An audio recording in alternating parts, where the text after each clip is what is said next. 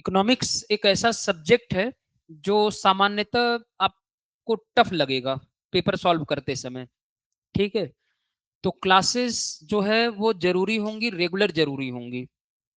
आप एक दिन ऐसा आएगा जहां पर क्लास होते होते आप कंफर्टेबल जोन में आ जाएंगे कि अब क्वेश्चन सॉल्व होने लगे आपसे हैं। ठीक है, लेकिन अगर नहीं पढ़ेंगे तो सॉल्व नहीं होगा और पास होने की तो गुंजाइश ही नहीं बनती है, क्योंकि निगेटिव मार्किंग के जमाने में आप ये नहीं सोच सकते कि हम तुक्के लगा देंगे। ठीक है, तो तुक्कों से काम चलेगा नहीं, छोड़कर काम चलेगा नहीं, क्योंकि आपके अलावा और भी लोग पढ़ रहे हैं देश में। वो अपने इकोनॉमिक्स के सब्जेक्ट को या जितने भी पेपर हैं जीएस में उन सबको उसी तरीके से मास्टर कर रहे हैं जैसा कि उनको करना चाहिए, और जैसा कि आपको भी करना चाहिए, जैसा सभी को करना चाहिए। ठीक है, ऐसा नहीं है कि आप ये सोच ले कि मैं छोड़ दूं इसको तो हो जाएगा। कोई भी एग्जाम नहीं हो सकता आज की डेट में, निगेटिव मार्किंग है। अगर निगेटिव नहीं भी होता तो भी नहीं होता, क्योंकि ये तो वैसे भी निगेटिव होता आपका। ठीक है, तो निगेटिव हो या ना हो, इकोनॉमिक्स उतना ही महत्वपूर्ण है। और यूपीएससी में तो लास्ट पिछले 10 सालों के ट्रेंड उठाकर देख लें तो जीएस मेंस थर्ड पेपर में आधा हिस्सा बनाता है, यानी 125 नंबर का क्वेश्चन अकेले 250 में इकोनॉमिक्स से आता है, और बाकी फर्स्ट और सेकंड पेपर में भी इकोनॉमिक्स है। आपको आइडिया नहीं होगा, बहुत सारे जो गवर्नेंस वाले टॉपिक हैं जो सेकंड पेपर का हिस्सा है, और फर्स्ट पेपर में जो सोशल मतलब सोसाइटी वाला हिस्सा है, और कुछ और भी चीजें उसमें आती हैं, हिस्ट्री पोस्ट इंडिपेंडेंस, उसमें भी इकोनॉमिक्स आ जाता है। पोस्ट इंडिपेंडेंस वाले पार्ट में जो इकोनॉमिक डेवलपमेंट हुआ वो इकोनॉमिक्स आ जाता वहां पर। ठीक है, तो इकोनॉमिक्स पढ़े बिना आप कम से कम 200 नंबर लूज कर रहे हैं। 1000 के पेपर में 200 नंबर लूज कर रहे हैं। और स्टेट पीसीएस के एग्जाम में भी, मेंस एग्जाम की बात कर रहा हूं मैं अभी, पीटी की बात नहीं कर रहा हूं। मेंस एग्जाम में आप जब बिहार पीसीएस मेंस दे रहे हैं या यूपी पीसीएस मेंस दे रहे हैं तो उतना ही बड़ा हिस्सा है। जैसे यूपी पीसीएस का सिलेबस बिल्कुल मिलता जुलता यूपीएससी से है, यूपीएससी का ही सिलेबस यूपी पीसीएस का है, तो उसमें भी आधा हिस्सा बनाता है इकोनॉमिक्स, हाफ पार्ट है। ठीक है, थर्ड पेपर का, तो बहुत बड़ा हिस्सा वो है अपने आप में, इस बात को समझने की जरूरत है। बिहार की बात करें तो इसमें भी हिस्सा ठीक ठाक है, और बिना पढ़े तो आप इसको सॉल्व ही नहीं कर पाएंगे। ठीक है, इकोनॉमिक्स एक ऐसा सब्जेक्ट है जो बिना पढ़े आप बिल्कुल सॉल्व नहीं कर पाएंगे, तो इस बात को आपको ध्यान रखना है। इसके अलावा जो है पीटी की बात करें तो पीटी में भी लास्ट यूपीएससी के 10 ईयर के ट्रेंड को देखें तो 15 से 18 क्वेश्चन 100 क्वेश्चन में आए हुए हैं। ठीक है, तो ठीक ठाक हिस्सा है, इसको कम ना समझें आप। ठीक है, मतलब आप 1/7 पार्ट इसका है। और जीएस के सब्जेक्ट जो मेजर सब्जेक्ट है वो 6 हैं टोटल, 6 सब्जेक्ट है मेजर।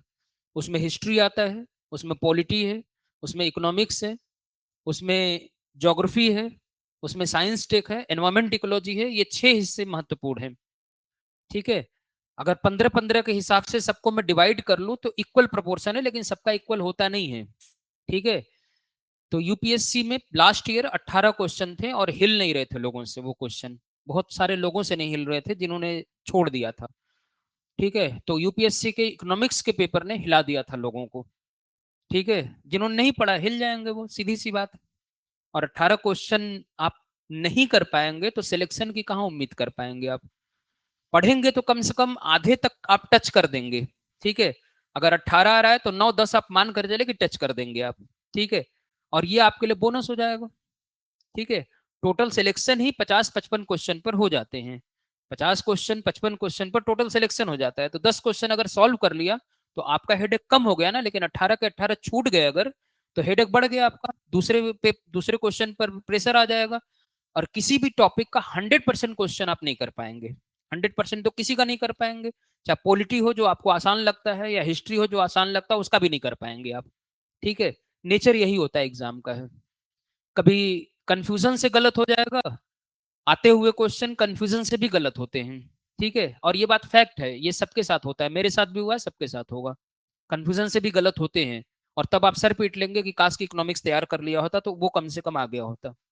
ठीक है, तो ये गलतफहमी के चक्कर में न रहेंगे। इक्वल प्रोपोर्शन है सबका, उतना ही वेटेज है। ठीक है, बल्कि इकोनॉमिक्स का वेटेज, इकोनॉमिक्स तो आज की डेट में पढ़ना इसलिए जरूरी है क्योंकि जब आप पॉलिसी मेकिंग में जाएंगे तो इकोनॉमिक्स की जानकारी आपके पास होनी चाहिए। ठीक है, क्योंकि पॉलिसी मेकिंग के माध्यम से लोगों के जीवन को बेटर बनाने के लिए आप प्रयास करेंगे।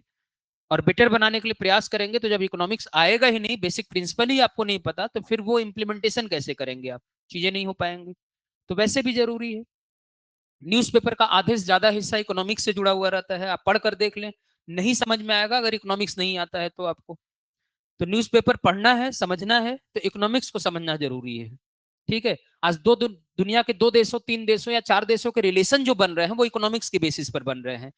आजकल कोल्ड वॉर वाला पीरियड तो है नहीं कि मिलिट्री रिलेशन बने, इकोनॉमिक्स देख लेंगे बाद में। ठीक है। आजकल जो रिलेशन बन रहे हैं वो इकोनॉमी की बेसिस पर है। अभी ब्रिक्स का सम्मेलन हो रहा है, सुन रहे होंगे आप लोग, हो रहा है ना? कहाँ पर हो रहा है? ब्राजील में। ठीक है। बहुत सारे देशों के राष्ट्राध्यक्ष पहुंचे, नहीं पहुंचे, इंटरनेशनल रिलेशन अंतरराष्ट्रीय संस्थाओं का मुद्दा है, लेकिन वहां पर एक कॉमन करेंसी की बात की जा रही है। बहुत पहले से ही बात की जा रही थी, लेकिन उसे ट्रंप ने कहा कि अगर ऐसी कोई करेंसी लाती है ब्रिक्स कंट्रीज, तो वो हमारे खिलाफ होगा, डॉलर पर हमला होगा। अब सोचिए डॉलर क्या है इकोनॉमिक परस्पेक्टिव। डॉलर हेजिमोनी उससे खत्म हो जाएगी अगर ब्रिक्स कोई करेंसी लाती है, क्योंकि ब्रिक्स में जो देश है वो बड़ी मात्रा में जनसंख्या उनके पास है। चाइना है, इंडिया है, सोच रहे हैं आप कितनी बड़ी जनसंख्या लेकर बैठे हुए लोग हैं, जिनके पास परचेजिंग पावर भी है। और उनकी परचेजिंग पावर की वजह से दुनिया की कंपनियां इनकी तरफ अट्रैक्ट होती हैं। तो बिना इकोनॉमिक्स को समझे हुए आप इन चीजों को समझ ही नहीं पाएंगे कि क्यों ट्रंप इतना बौखलाए हुए हैं। आप समझ जाएंगे तभी समझ पाएंगे इसको, बिना इसके समझे हुए आप नहीं समझ पाएंगे इन न्यूज को। ठीक है। कि ट्रंप की इतनी बौखलाहट क्यों है, कि डॉलर हेजिमोनी खत्म। अनअकैडमी अब सिर्फ ऑनलाइन नहीं, ऑफलाइन में भी अवेलेबल है। ऑफलाइन सेंटर हमारे दिल्ली के करोल बाग के ओल्ड राजेंद्र नगर एरिया में, जहां पे आपको मिलता है यूपीएससी सीएससी का इंग्लिश मीडियम बैचेस। इसके साथ साथ हम दिल्ली के ही मुखर्जी नगर एरिया में भी मौजूद हैं, जहां पे आपको हिंदी माध्यम के बैचेस अवेलेबल हैं। और अब हम उत्तर प्रदेश के प्रयागराज में सिविल लाइंस एरिया में भी मौजूद हैं, जहां पे यूपीएससी साथ साथ में यूपीपीएससी के हिंदी और इंग्लिश दोनों माध्यम के बैचेस अवेलेबल हैं। और हमारा नया सेंटर ओपन हुआ है बिहार के पटना में, जहां पे यूपीएससी और बीपीएससी की दोनों की तैयारी एक साथ कराई जाती है। तो अनअकैडमी में आपको मिलता है इंडिया की बेस्ट फैकल्टीज के साथ पढ़ने का मौका। साथ में आपको मिलता है dedicated CSAT and essay writing classes, 360 degree current affairs coverage with monthly magazine, 40+ sectional and full length test of both prelims as well as mains. इसके साथ साथ रेगुलर इंटरेक्शन विद एडुकेटर्स, और मिलता है 1-to-1 mentorship with interview appeared students. So देर मत करें, जल्दी ज्वाइन करें Unacademy IAS, India's best learning platform. Thank you. हो जाएगी, डॉलर का वर्चस्व खत्म हो जाएगा दुनिया भर से। वो वर्चस्व बना कहां से? वो आज वर्चस्व खत्म अगर होगा, अगर कोई ब्रिक्स करेंसी आती है तो वर्चस्व खत्म होगा, तो उसका क्या इंपैक्ट होगा, वो सब इकोनॉमिक्स टर्म्स हैं, नहीं पढ़ेंगे समझ में नहीं आएगा। तो वो चीजें बहुत जरूरी हैं आज की डेट में ना। और कभी भी देखेंगे आप इंटरव्यू बोर्ड में भी जाएंगे तो इकोनॉमिक्स के इश्यूज उठाएंगे उठाएंगे वो। ठीक, आपका बैकग्राउंड कुछ भी हो, इकोनॉमिक्स के इश्यूज उठेंगे उठेंगे। ठीक है। वो आएंगे ही आएंगे क्वेश्चन में, और नहीं आएगा आपको तो फिर मामला आपके खिलाफ भी जा सकता है। ठीक है। मैं ये नहीं कहता कि इंटरव्यू में सारे क्वेश्चन का आंसर देना जरूरी होता है, लेकिन अगर बेहतर आंसर आप दे सकते हैं तो बिना इकोनॉमिक्स के आप नहीं दे पाएंगे, क्योंकि इकोनॉमिक पर्सपेक्टिव आ ही जाता है वहां पर है। तो ये हर लेयर पर आपको हेल्प करेगा, इन यहां तक कि एसे के लेयर पर भी। एक बार एसे आया हुआ था, साम्राज्यवाद के मुखौटे, मास्क्स ऑफ इंपीरियलिज्म, ये एसे था। ठीक है। अब सोचे कि इस एसे में कैसे लिखना है। ये इससे मैंने लिखा था, और नंबर जो है 60%, 63% के आसपास आया था। ठीक है। यानी टोटल मार्क्स में अगर ये 50% ज्यादा ऐसे में नंबर लाते हैं, कि इसका मतलब है कि इससे आपने बहुत हाई क्वालिटी का लिखा है। ये क्यों कर पाया मैं? क्योंकि इकोनॉमिक्स में अच्छी तरीके से जानता हूं। साम्राज्यवाद क्या है, बहुत सारे लोग यही नहीं समझते हैं। मुखौटे कौन कौन से होते हैं, बहुत सारे लोग ये नहीं समझते हैं। कि डब्ल्यूटीओ भी उसका मुखौटा है, कि एफडीआई उसका मुखौटा है, कि मल्टीनेशनल कॉर्पोरेशन उसके मुखौटे हैं। ये समझेंगे नहीं तो फिर करेंगे कैसे? ठीक है। तो इकोनॉमिक्स जो है आपको ऐसे लिखने में भी हेल्प करता है, ऐसा नहीं कि हेल्प नहीं करेगा। ठीक है। बहुत जगहों पर हेल्प करता है, तो इसको तो अच्छे से तैयार कर ले। ठीक है। और जीवन में कभी भी आपको मतलब कुछ भी आपके मतलब आप बाद में कमाने लगेंगे, पैसे का इन्वेस्टमेंट करना हो, तो आपके आने वाले जीवन में भी हेल्प करेगा ये, क्योंकि जब एक अंडरस्टैंडिंग बन जाएगी तो आगे वाले आने वाले जीवन में भी हेल्प करने वाला है। ठीक है। चलिए, तो आज की डेट में पहली क्लास, जो क्लास का पहला एस्पेक्ट हम लेने जा रहे हैं, वो राजकोषीय घाटा। राजकोषीय घाटा, जैसा कि मैंने बताया कि भारत सरकार का एक बड़ा घाटा है, लेकिन भारत सरकार इसे बनाए रखना चाहती है। ठीक है। एफआरबीएम कानून में भी 2008-9 तक राजकोषीय घाटे को 3% के स्तर तक बनाए रखना था। एनके सिंह कमेटी जो बनी थी एफआरबीएम समीक्षा के लिए, उसमें भी ये कहा गया था कि राजकोषीय घाटे को 2.5% तक 22-23 तक लाना हमें है। यानी राजकोषीय घाटे को शून्य करने की कहीं पर किसी कमेटी ने रिपोर्ट नहीं दी है, कहीं पर किसी कमेटी ने। तो उसके पीछे का लॉजिक क्या है वो भी बात करेंगे हम लोग, ठीक है। अभी सबसे पहले बात करते हैं कि राजकोषीय घाटा है क्या आखिरकार, ये किस तरीके से इसको हम डिफाइन कर सकते हैं, ठीक है। देखिए physical deficit basically budget deficit जब हमने खत्म किया तो उसी से जुड़ा हुआ शब्द है ये। और लास्ट क्लास जो ली थी उसमें पीछे का थोड़ा सा पेज आप जहां स्ट्रक्चर बना रखा आप लोगों ने है, बजट की पूरी संरचना, उसको वापस ले, क्योंकि मुझे मैं बनाऊंगा दोबारा समय लगेगा। तो जो स्ट्रक्चर बना रखा है सभी लोग पलट ले उसको।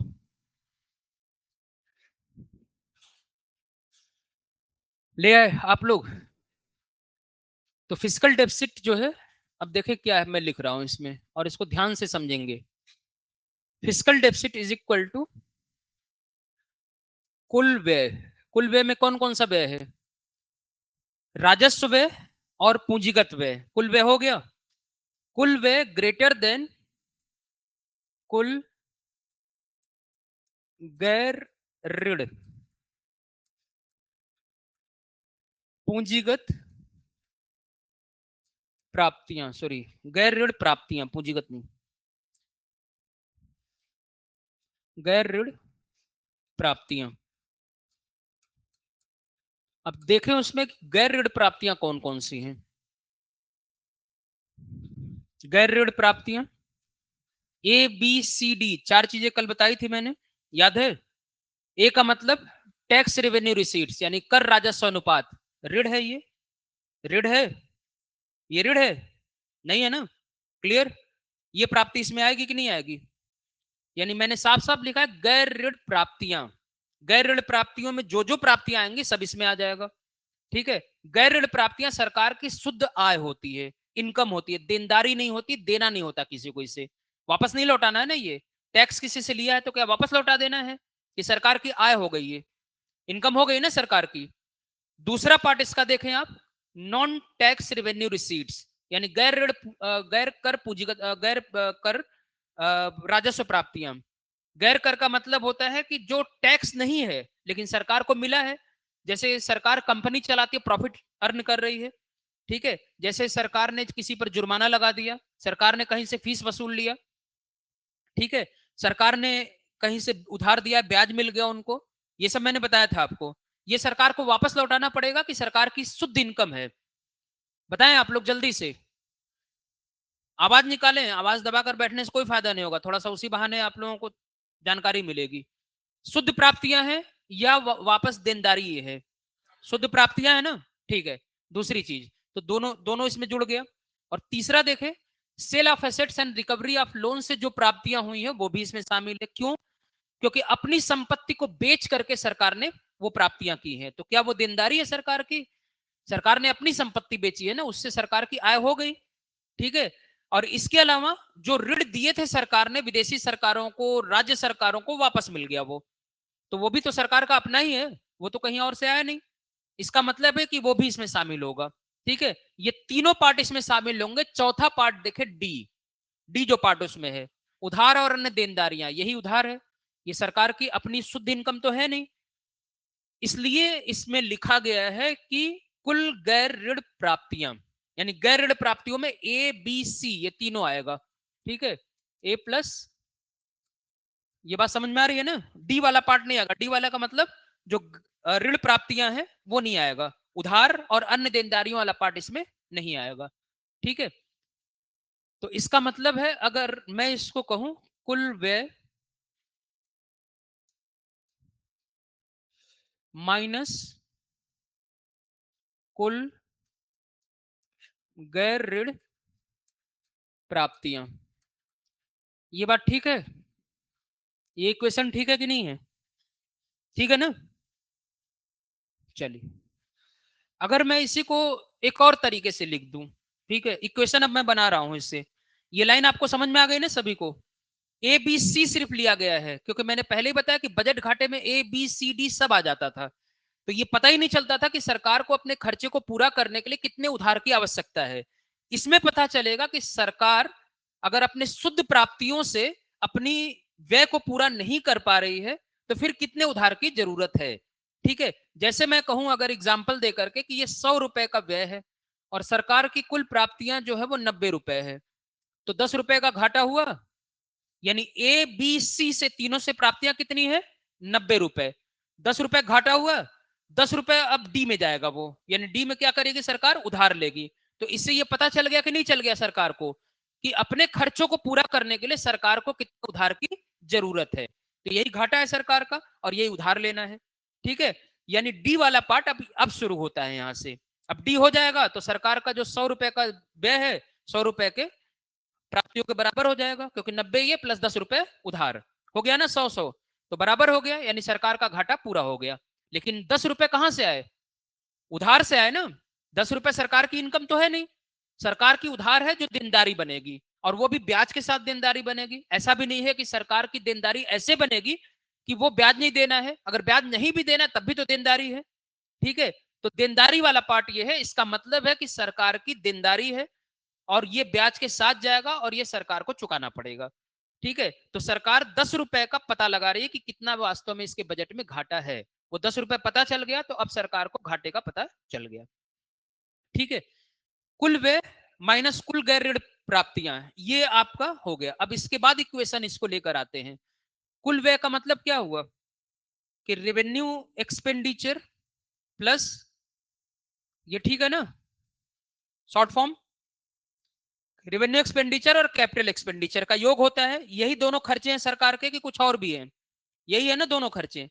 तो दो खर्चे आ गए, plus sorry minus tax revenue receipts A, non tax revenue receipts B, plus sale of assets and recovery of loans. ठीक है, ये ठीक है, क्योंकि डी वाला पार्ट शामिल नहीं हुआ, बोरोइंग एंड अदर लायबिलिटी शामिल नहीं है, क्योंकि हमें वही लेना है। तो कितना आसान है ना राजकोषीय घाटा।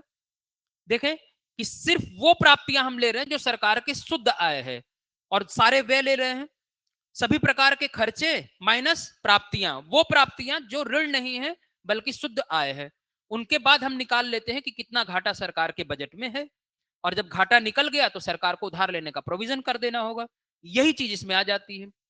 अगर मैं ये लिखूं आपसे, revenue expenditure plus capital expenditure minus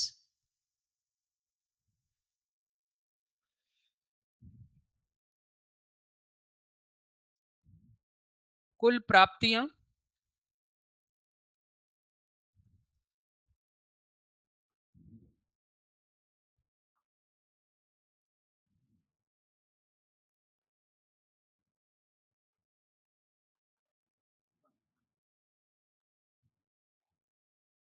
उधार और अन्य देनदारियां, ये सही है कि नहीं है, बताएं जल्दी से। ये सही है या नहीं? और अगर नहीं समझ में आ रहा तो थोड़ा सा एलोबरेट करना पड़ेगा मुझे इसे। मैंने ब्रैकेट में या ब्रैकेट में नहीं भी लिखता तब भी सीधे सीधे आ सकता था, कोई दिक्कत नहीं, इसको सीधे ही ले लेते हैं। ठीक है,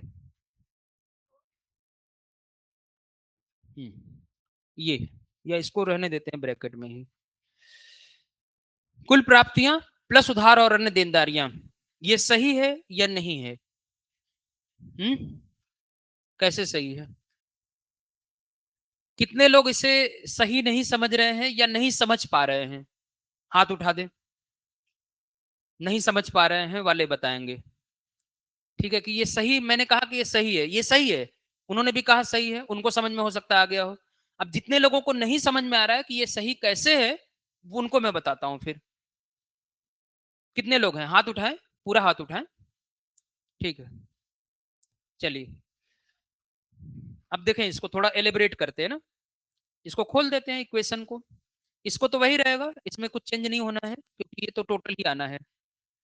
अगला देखें, कुल प्राप्तियों का मतलब क्या हुआ, tax revenue receipts, non tax revenue receipts, ये शॉर्ट फॉर्म समझ रहे हैं ना आप लोग, sale of assets and recovery of loans, borrowing and other liabilities, यही तो है कुल प्राप्तियां सरकार की।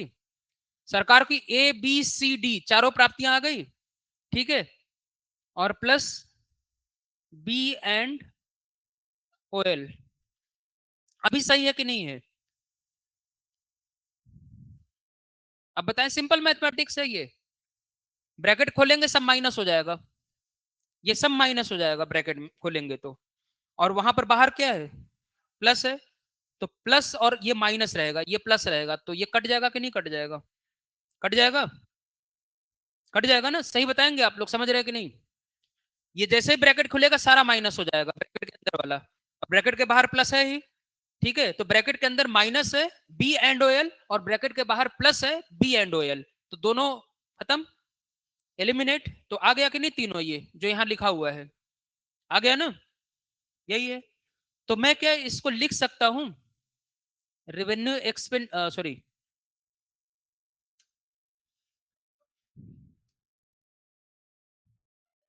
बजट घाटा प्लस B&OL, ये लिख सकता हूं? बताएंगे आप लोग, बजट घाटा एंड B&OL लिख सकता हूं कि नहीं लिख सकता हूं? और अगर आप नहीं समझ पा रहे तो पीछे बजट घाटे में जाए, अब जो बजट घाटा पढ़ाया गया पीछे निकले जाए, अभी कल ही पढ़ाया गया, जाते जाते देखें, बजट घाटा क्या पढ़ाया गया था, टोटल प्राप्तियां, कुल प्राप्तियां, और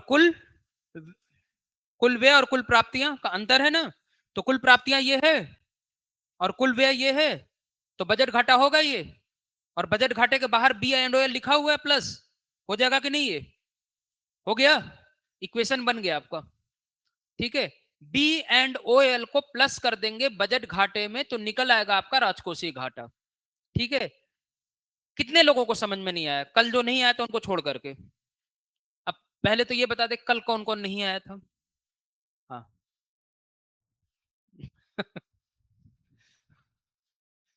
इतने लोग नहीं आए थे कल? अच्छा, आप भी नहीं आए थे? हम्म क्या करें, मैंने पहले ही कहा है कि इकोनॉमिक्स एक दिन भी छोड़ना, इतिहास नहीं है ये, ठीक है। इतिहास कहीं से पकड़ेंगे तो बाबर या अकबर पकड़ में आ ही जाएगा, नहीं बाबर तो अकबर पकड़ में आ जाएगा, नहीं अकबर तो वास्को डिगामा पकड़ में आ जाएगा, कोई तो आ ही जाएगा, ठीक है। उन्होंने हमें पकड़ा, हम उनको पकड़ लेंगे पढ़ने में, ठीक है, तो आ ही जाएगा, लेकिन ये नहीं पकड़ में आएगा, ठीक है। अब बताएं, मैं देख रहा हूँ कुछ लोगों के चेहरे जहां पर हवाइयां उड़ी हुई हैं, तो उसके पीछे के जिम्मेदार मैं नहीं हूँ, ठीक है। अच्छा, रेस्ट ऑफ द लोग जो हैं जो आए थे कल की क्लास में, उनको समझ में आ रहा है या नहीं आ रहा है? उनको आ रहा है ना समझ में, सभी लोगों को, या कोई एक ऐसा भी है, एक दो चार जिनको समझ में नहीं भी आया? ये सिंपल मैथमेटिक्स है, ठीक है। मैंने वही टॉपिक यूज किया है जो कल की क्लास में छोड़ कर गया था, बता करके गया, और वहां पर से इसको शुरू कर रहा हूं, जहां पर बजट घाटा लिख दिया प्लस B&OL लिख दिया, ठीक है। बजट घाटे को जब खोलेंगे तो यही आएगा आपका, इतना आएगा ना बजट घाटे खोलेंगे तो, और बाहर B&OL है, तो बात तो वही हुआ, राजकोषीय घाटा प्राप्त हो गया। अब जो लोग नहीं आए थे उनके लिए क्या किया जाए, आप ही बता दें मुझे। मैंने बार बार कहा है इसीलिए कि इकोनॉमिक्स जब आप कर रहे हो तो थोड़ा सा इधर उधर के कामों को खत्म करें, क्योंकि ये अगर टॉपिक छूटा तो पूरा चैप्टर गोल हो जाएगा इससे, ठीक है। पूरा चैप्टर आप नहीं समझ पाएंगे, फिर हो सकता है अगले चैप्टर में समझे, लेकिन फिर भी अगर राजकोषीय घाटा उस चैप्टर में कोई शब्द भी आया, जिक्र भी आया, तो नहीं समझ पाएंगे वहां पर, क्योंकि ये शब्द तो आते रहेंगे ना। अब एक बार बता दिया तो ऐसा थोड़ी कि यही खत्म हो जाएगा, आगे भी आता रहेगा, बहुत बार आएगा, ठीक है। तो वीडियो भी नहीं देखा आप लोगों ने? जितने लोग हाथ उठाए थे नहीं आने वाले, वीडियो भी नहीं देखा? नहीं, किसी ने नहीं? ऐसा क्यों?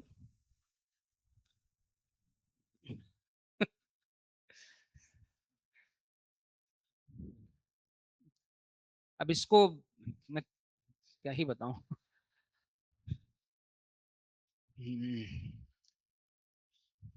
कल की क्लास के अलावा जो है ये जितने लोगों ने हाथ उठाया था परसों की क्लास मतलब सैटरडे क्लास में भी नहीं थे, सैटरडे क्लास में भी नहीं थे, यानी बजट उनका हुआ ही नहीं, तो आपका बजट खराब हो गया इसका मतलब।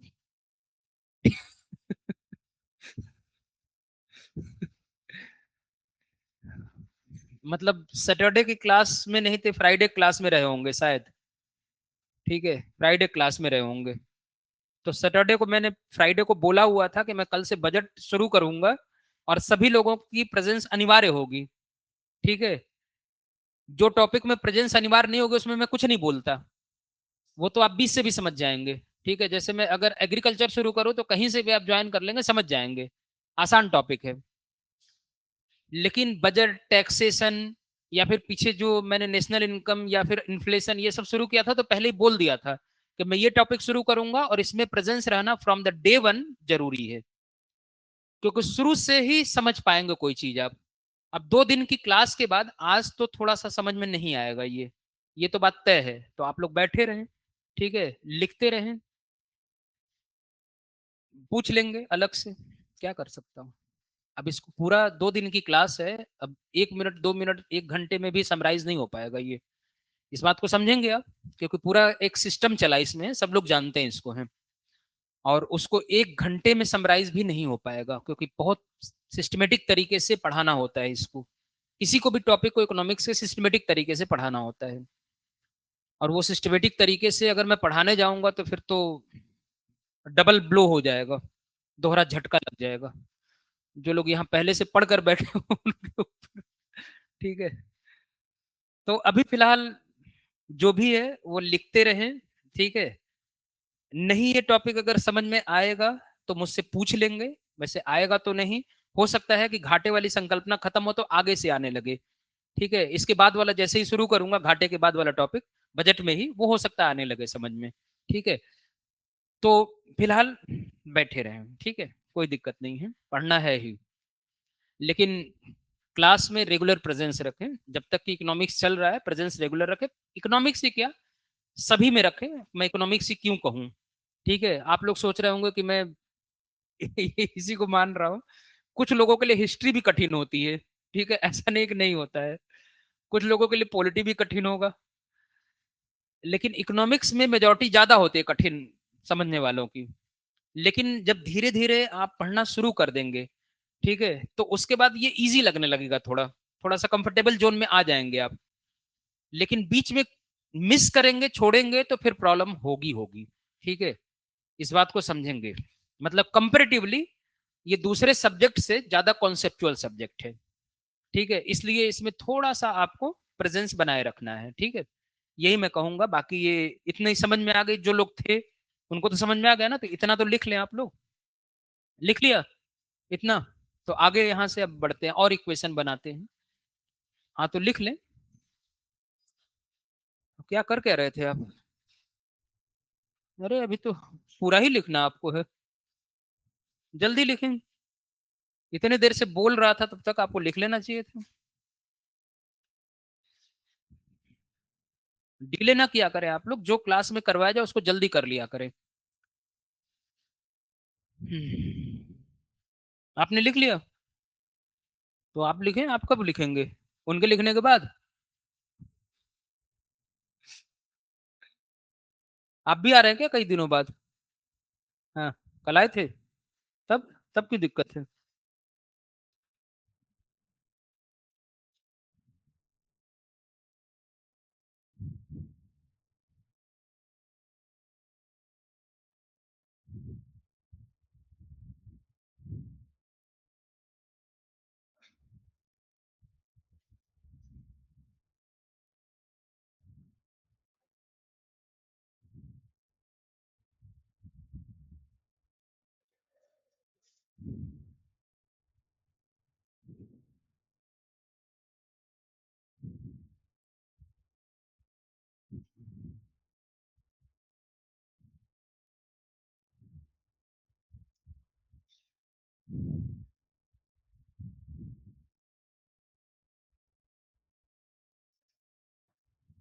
आपको तो समझ में आ रहा है ना सब?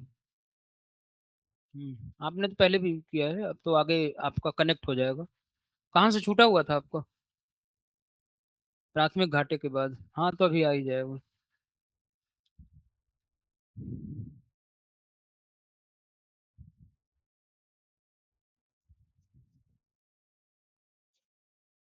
हम्म।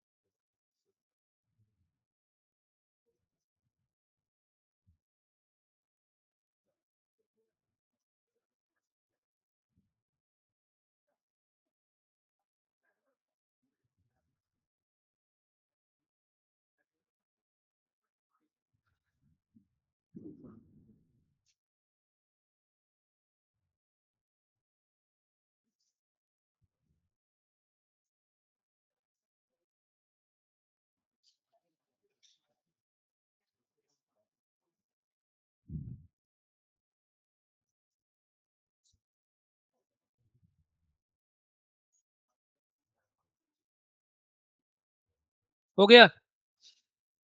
चलिए इक्वेशन में देख लेते हैं कुछ और चीजें, उसके बाद हम लोग लिखवाना शुरू कर देंगे इसको, ठीक है। हो गया।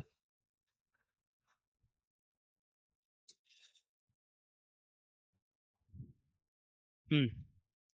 तो इक्वेशन में लगभग सारी चीजें इसमें आ गई हैं आपको लगभग बताने के लिए। अब कुछ ऐसा बचा नहीं है जो मैं बताऊं। एक आध इक्वेशन इसका और बनेगा जब प्राइमरी डेफिसिट में बना लूंगा तब। एक घाटा और बताऊंगा प्राइमरी डेफिसिट, तो एक इक्वेशन इसमें और बनेगा। वो इक्वेशन मैं आपको प्राइमरी डेफिसिट बनाने के समय ही बता दूंगा, क्योंकि वो जब तक बताऊंगा नहीं तब तक समझ में नहीं आएगा। तो कुल मिलाकर के अब ये मैं लिख सकता हूं कि कुल व्यय माइनस कुल प्राप्तियां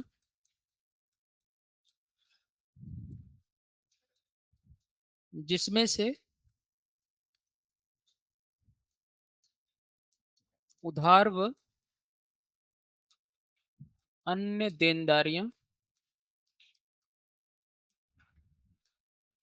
जिसमें उधार और अन्य देनदारियां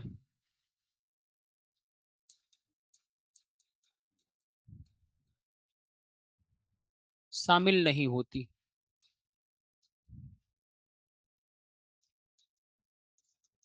यही आपका फॉर्मूला है। कुल व्यय लिखेंगे, कुल प्राप्तियां जिसमें उधार और अन्य देनदारियां शामिल नहीं होती। ये बात तो क्लियर है सबको। तो ये एक लाइन और लिख लेंगे। उसके बाद जो है एबीसीडी वाले सेगमेंट में आपको मैं बता दे रहा हूं फाइनली, ठीक है। कुल व्यय को मैंने क्या लिखा था, एक्स प्लस वाई लिखा था ना, माइनस ए प्लस बी प्लस सी, ठीक है। ये भी हो सकता है, लेकिन इसका एक दूसरा रूप भी हो सकता है, एक्स प्लस वाई। एक्स का मतलब राजस्व व्यय और वाई का मतलब पूंजीगत व्यय, और ए का मतलब कर राजस्व प्राप्तियां, ठीक है। बी का मतलब गैर कर राजस्व प्राप्तियां, सी का मतलब sale of assets and recovery of loans, और डी का मतलब उधार और अन्य देनदारियां। ये भी सही है ना। तो उस इक्वेशन पर ही उसको एबीसीडी लिखेंगे चारों को, और एक्स वाई लिखेंगे आप किसको, जो व्यय है, राजस्व व्यय और पूंजीगत व्यय। तो ये राजस्व व्यय पूंजीगत व्यय है माइनस कुल प्राप्तियां, और उसको निकाल देना उधार और अन्य देनदारियों को। हो गया आपको। तो ये भी एक तरीका हो सकता है सिंप्लीफाई करने के लिए, जहां पर मैथमेटिक्स तरीके की चीजें यूज हो जाती हैं, जहां पर हम पूरा पुराने लिख करके एबीसीडी फॉर्मेट में लिख लेते हैं।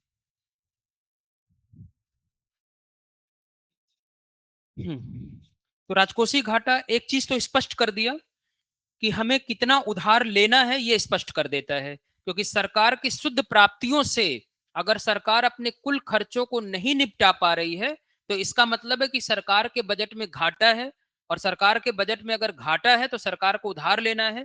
यानी ये उधार आवश्यकताओं को बताता है कि एक वित्तीय वर्ष में सरकार को कितना उधार लेना है। ये वो बता देता है।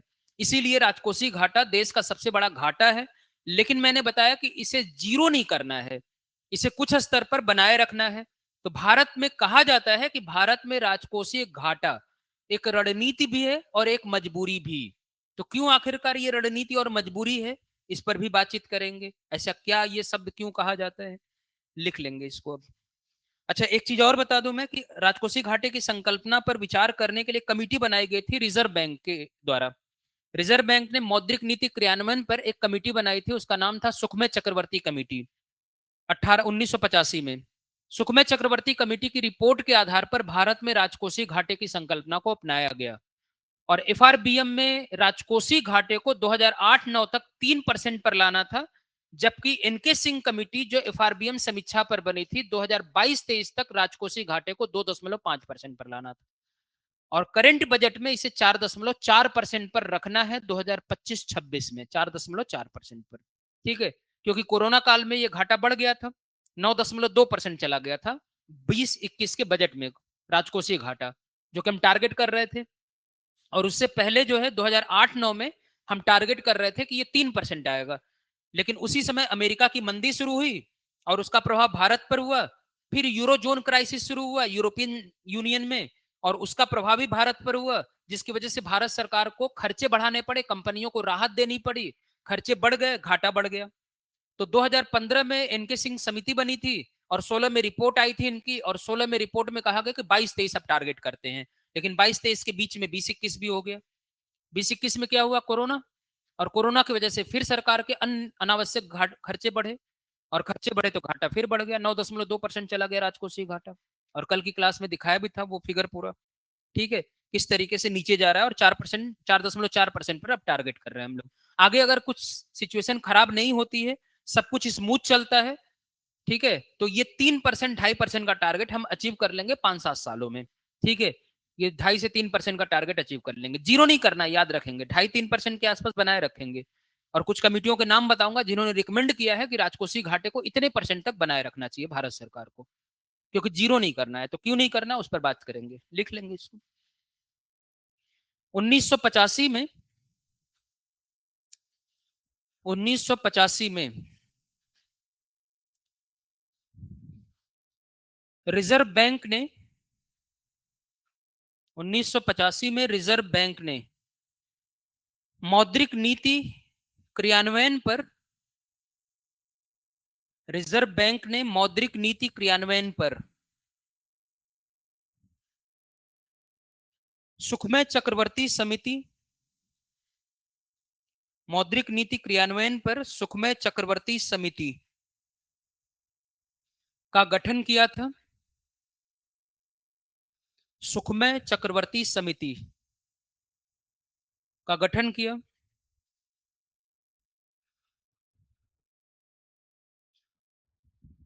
इस समिति की रिपोर्ट के आधार पर इस समिति की रिपोर्ट के आधार पर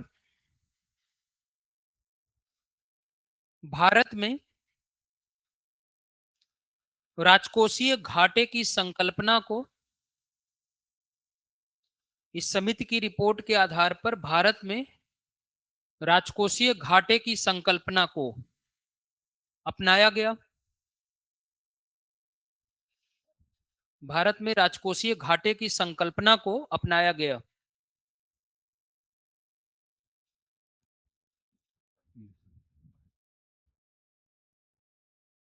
नेक्स्ट पॉइंट लिखेंगे ना, यह घाटा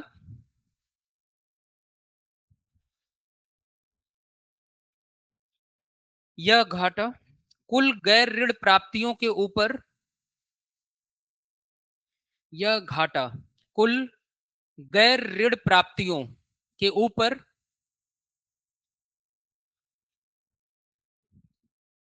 कुल गैर ऋण प्राप्तियों के ऊपर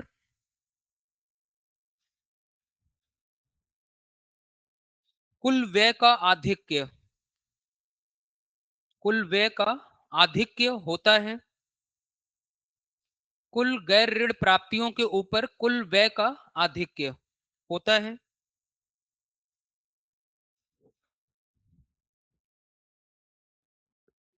यह घाटा यह स्पष्ट करता है, यह घाटा यह स्पष्ट करता है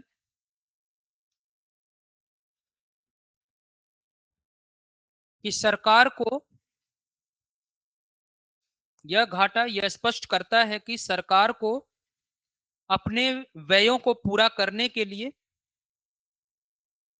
सरकार को अपने व्ययों को पूरा करने के लिए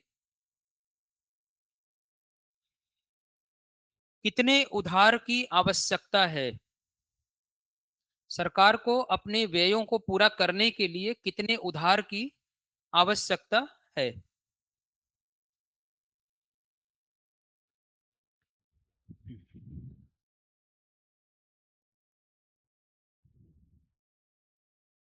अर्थात यह सरकार द्वारा, अर्थात यह सरकार द्वारा एक वित्तीय वर्ष में,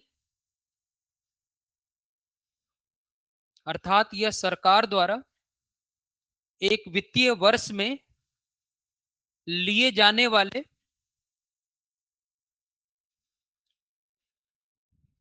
सरकार द्वारा एक वित्तीय वर्ष में लिए जाने वाले कुल उधार, कुल उधार और देनदारियों को मापता है, कुल उधार और देनदारियों को मापता है।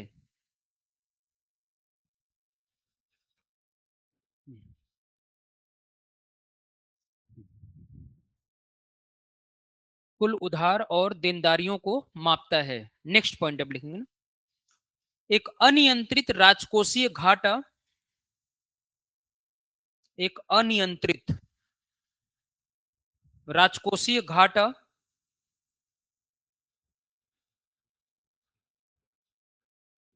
ऋणों में, एक अनियंत्रित राजकोषीय घाटा ऋणों में और इसके परिणाम स्वरूप ब्याज में, ब्याज देनदारियों में लिख लेंगे ना, इसके परिणाम स्वरूप ब्याज देनदारियों में वृद्धि करता है,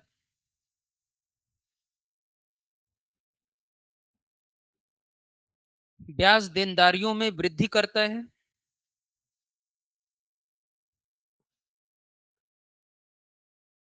जिससे सरकार के राजस्व का,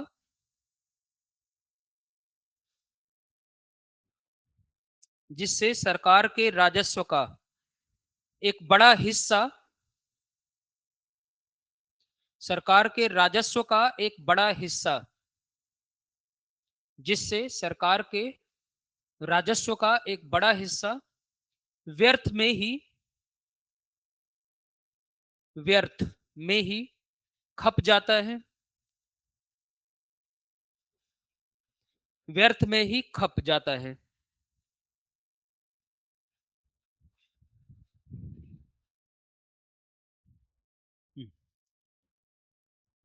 नेक्स्ट पॉइंट लिखेंगे, परंतु, परंतु भारत में राजकोषीय घाटा, परंतु भारत में राजकोषीय घाटा एक रणनीति भी है, परंतु भारत में राजकोषीय घाटा एक रणनीति भी है और एक मजबूरी भी, एक रणनीति भी है और एक मजबूरी भी, जिसके निम्नलिखित कारण हैं, जिसके निम्नलिखित कारण हैं।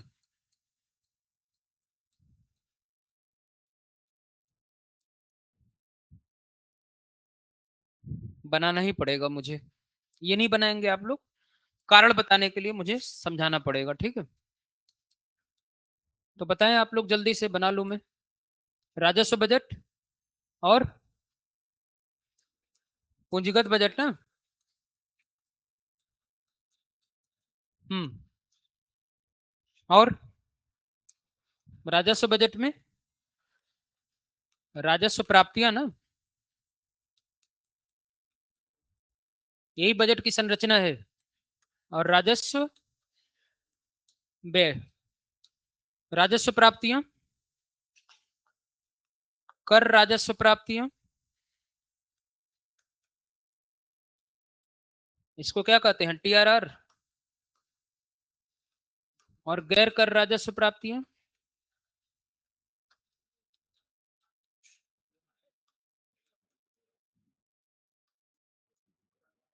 एनटीआरआर।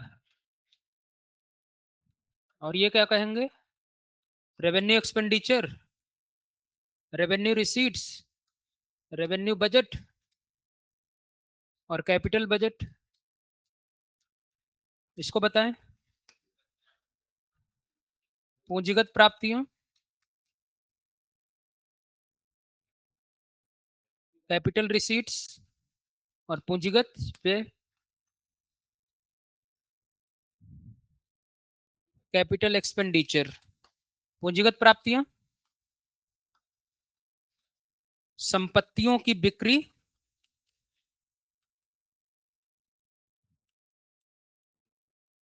एवं ऋणों की वसूलियां।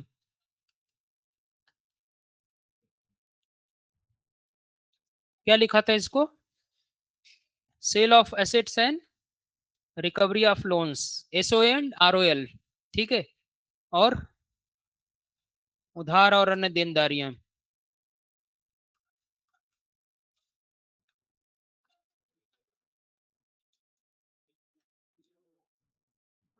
Borrowing and other liabilities. तो मैंने बताया था ना, ये ए है, यही बी है, और ये सी है, और ये डी है, और ये X Y A B C D, यही मैंने बताया था आपको। तो अब इसको समझना है ना, कि मैंने बताया कि भारत में राजकोषीय घाटा एक रणनीति भी है और एक मजबूरी भी। ठीक है। और मैंने ये भी बताया कि जितनी भी रिपोर्ट है समितियों की, और कानून है एफआरबीएम, किसी भी रिपोर्ट में, किसी भी कानून में भारत के राजकोषीय घाटे को शून्य नहीं करना है। तो भारत में राजकोषीय घाटा एक रणनीति है, एक मजबूरी भी। अब क्यों है ये समझने की जरूरत है। तो सरकार को राजकोषीय घाटे को कुछ स्तर तक बनाए रखने की स्वतंत्रता दी गई है, ताकि वो उधार ले सके। ठीक है। अगर राजकोषीय घाटा होगा तभी तो उधार लेगी, अगर नहीं होगा तो उधार ही नहीं लेगी। वो उधार नहीं लेगी तो फिर और सारे काम प्रभावित हो सकते हैं। अब वो कैसे होंगे ये समझना है, ध्यान से समझेंगे इसको। ठीक है। मैंने क्या कहा कि सरकार अगर इस बजट में यानी राजकोषीय घाटे को बढ़ाती है या बनाए रखती है, तो सरकार के पास एक स्वतंत्रता है कि वो उधार ले सकती है, पहली चीज। ठीक है। उधार लेकर के खर्च कर सकती है, दूसरी चीज। ठीक है। लेकिन अगर सरकार पर राजकोषीय घाटे को शून्य करने की नीति अपना ली जाएगी, तो सरकार क्या करेगी, खर्चे कट करेगी। और कौन से खर्चे कट करेगी, ये वाले। ठीक है। पूंजीगत व्यय कट करेगी। और पूंजीगत व्यय देश में संपत्ति का निर्माण करता है, बताया था मैंने। पूंजीगत व्यय से रेलवे बनता है, पूंजीगत व्यय से इलेक्ट्रिसिटी बनता है, स्कूल कॉलेजेस बनते हैं, हॉस्पिटल्स बनते हैं, उद्योग धंधे लगते हैं, देश में रोजगार के अवसर बढ़ते हैं, गरीबी दूर होती है, बेरोजगारी दूर होती है। ठीक है। देश में आर्थिक समृद्धि बढ़ती है, बताया था। ठीक है। इसका मतलब है कि ये कट करेगी। क्यों, क्योंकि सरकार को इससे वोट नहीं मिलेगा, इससे वोट मिलेगा, इससे। क्योंकि इसमें सभी फालतू के खर्चे हैं। सब्सिडी दे रही है सरकार, किसानों के, उद्योगपतियों के ऋण माफ कर रही है, तो उद्योगपतियों के ऋण माफ करेगी तो चंदा मिलेगा चुनाव जीतने के लिए। ठीक है। इसके अलावा सरकार बहुत सारी कल्याणकारी योजनाएं, जैसे मनरेगा योजना है या आयुष्मान भारत स्कीम है, सब बना रही है। सरकार कर्मचारियों को वेतन पेंशन दे रही है। बेकार के खर्चे हैं सब, मैंने बताया था। ठीक है। और इसमें वो खर्चे कट नहीं करेगी। अगर मान लेते हैं कि सरकार को यह कहा जाता है कि आपका राजस्व व्यय 100 रुपए का है, ठीक है, और आपका पूंजीगत व्यय जो है वो मान लेते हैं 50 रुपए का है, तो कुल व्यय कितना हुआ, 150 रुपए। और सरकार की प्राप्तियां जो है मान लेते हैं यहां पर 90 रुपए की हैं। ठीक है। 90 रुपए की प्राप्तियां हैं, और 10 रुपए का ये है। ठीक है। तो राजकोषीय घाटे में कहा गया है कि सरकार अपने खर्चे जो है वो इन्हीं प्राप्तियों से निपटा ले। घाटा बनाने की जरूरत नहीं है। ठीक है, तो अब कितना प्राप्तियां हुई सोचे, 100 रुपए की प्राप्तियां हुई, तो सरकार कहेगी तो मैं तो इसमें कट नहीं करूंगा, क्योंकि इसमें कट करूंगा तो अगला चुनाव जीतना मेरे लिए मुश्किल हो जाएगा। तो अगला चुनाव भी जीतना है, सरकार भी इंसान होती है। ठीक है, अगली बार सरकार फिर बनाना चाहेगी, तो वो कभी भी कल्याणकारी उपायों को कट नहीं करेगी, कभी भी सब्सिडी में कमी नहीं करेगी। ठीक है, कभी भी कल्याणकारी योजनाओं को बंद नहीं करेगी, बल्कि और चलाएगी वो। तो कहां कट करेगी, पूंजीगत व्यय। देश में पूंजीगत निर्माण बंद हो जाएगा, उद्योग धंधे लगने बंद हो जाएंगे, अवसंरचना का विकास कमजोर पड़ जाएगा, लोगों की बेरोजगारी बढ़ जाएगी, लोगों को गरीबी बढ़ जाएगी। ठीक है, आर्थिक समृद्धि की दर घट जाएगी, समस्या बढ़ जाएगी। तो कुल मिलाकर के जरूरी है कि सरकार को एक फ्रीडम दिया जाए, स्वतंत्रता दिया जाए, कि अगर सरकार 100 रुपए यहां से प्राप्त करे तो ये तो घाटा पूरा हो जा रहा है, ये व्यय पूरा हो जा रहा है। लेकिन कुछ उधार भी ले ले, 50 रुपए उधार ले लेगी, तो कम से कम ये वाला व्यय हो जाएगा ना पूरा।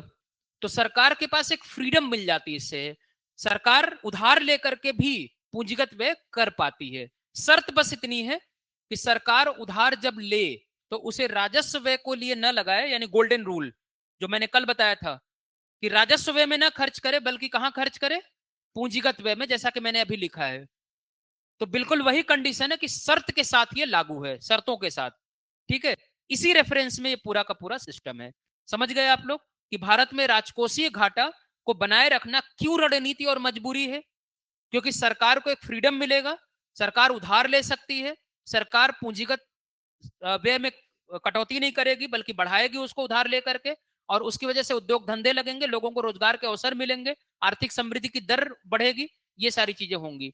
अगर ये राजकोषीय घाटे को शून्य करने की नीति अपना ली जाती है, तो सरकार कटौती कहां कर देगी और देश के लिए खतरा हो जाएगा ये।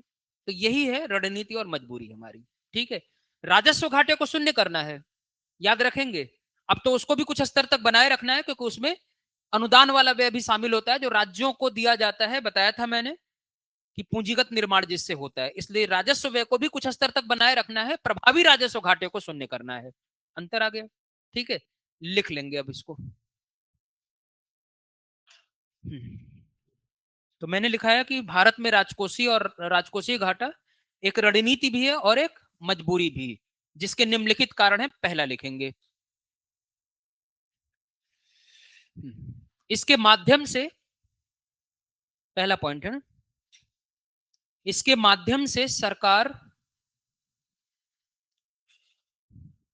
इसके माध्यम से सरकार को उधार लेने की स्वतंत्रता मिलती है। इसके माध्यम से सरकार को उधार लेने की स्वतंत्रता मिलती है।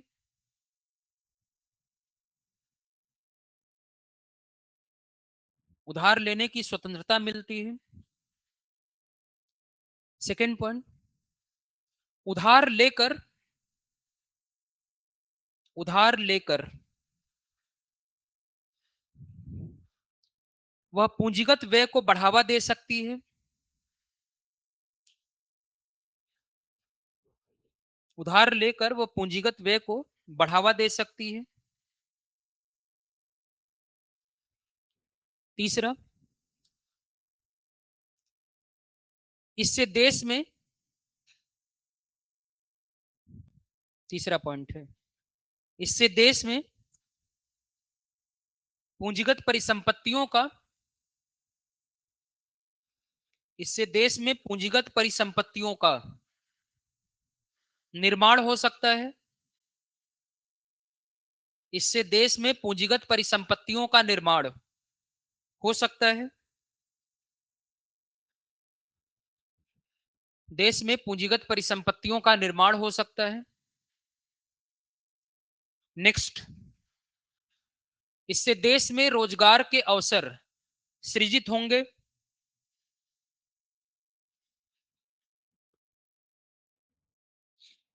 देश में रोजगार के अवसर सृजित होंगे। नेक्स्ट, देश में रोजगार के अवसर सृजित होंगे।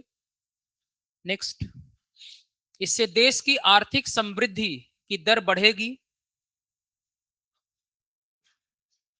इससे देश की आर्थिक समृद्धि की दर बढ़ेगी।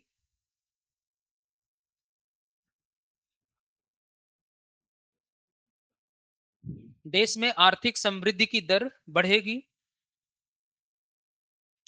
नेक्स्ट, इससे गरीबी में कमी लाई जा सकती है। इससे गरीबी में कमी लाई जा सकती है।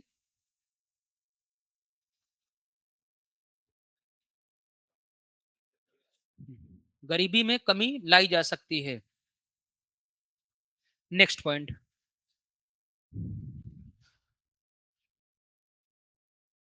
परंतु यदि परंतु यदि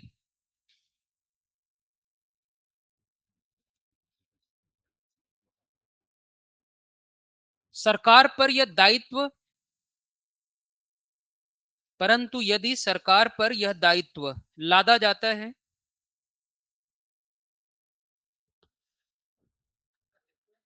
परंतु सरकार पर यह दायित्व लादा जाता है, यह दायित्व लादा जाता है कि वह राजकोषीय घाटे को शून्य करे। दायित्व लादा जाता है कि वह राजकोषीय घाटे को शून्य करे।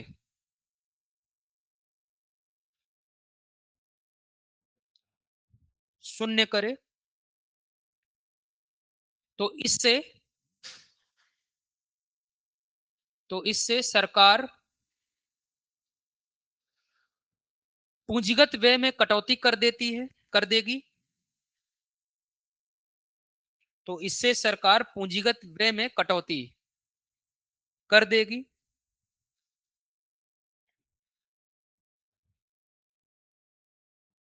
पूंजीगत व्यय में कटौती कर देगी, जिससे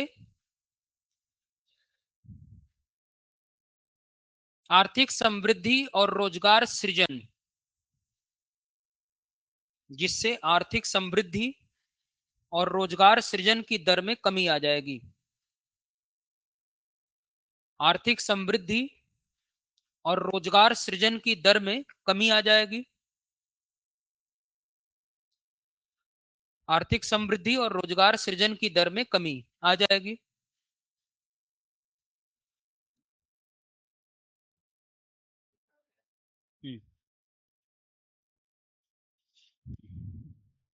यही कारण है कि हाँ यही कारण है कि विभिन्न समितियों की रिपोर्ट यही कारण है कि विभिन्न समितियों की रिपोर्टों और विभिन्न समितियों की रिपोर्टों कानून के अंतर्गत कानून के अंतर्गत राजकोषीय घाटे के लक्ष्य को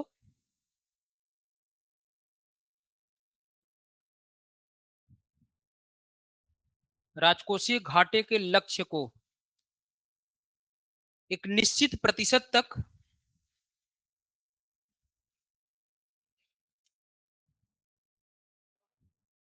राजकोषीय घाटे के लक्ष्य को एक निश्चित प्रतिशत तक बनाए रखने की बात कही गई है। निश्चित प्रतिशत तक बनाए रखने की बात कही गई है।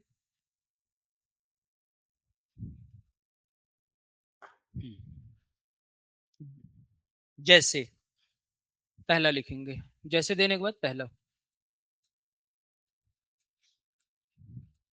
सुखमय चक्रवर्ती समिति।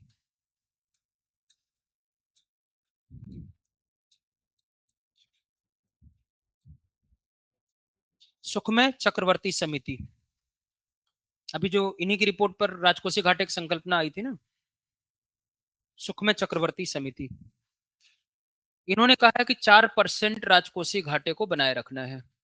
किसका है ये? जीडीपी का। ये जो 4% 3% बता रहा हूं ना मैं, ये जीडीपी का है टोटल परसेंट। ठीक है, इस बात को ध्यान रखेंगे, इसीलिए मैंने लिख दिया ये 4% जीडीपी का राजकोषीय घाटे का लक्ष्य बनाए रखना है। दूसरी दूसरा है चलैया समिति।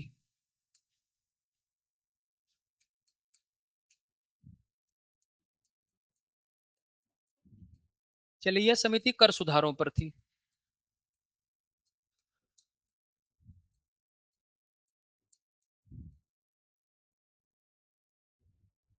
चलिए, यह समिति कर सुधारों पर, इन्होंने कहा था कि 4.5% बनाए रखना है। मतलब किसी समिति या किसी कानून में जीरो नहीं किया गया, देखेंगे आप, यही मुझे बताना था इसमें, ठीक है। नेक्स्ट है तारापोर समिति।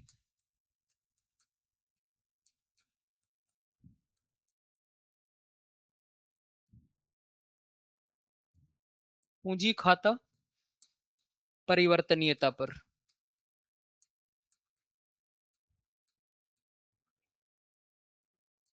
पूंजी खाता परिवर्तनीयता पर तारापोर समिति जिस जिस के लिए बनाई गई वो ब्रैकेट में लिख रहा हूं। पहला तो मैंने पहले ही बता दिया था कि मौद्रिक नीति क्रियान्वयन पर बनी थी, बाकी दोनों को लिख दिया। इनका कहना है कि 3.5% के लेवल पर बनाए रखना है।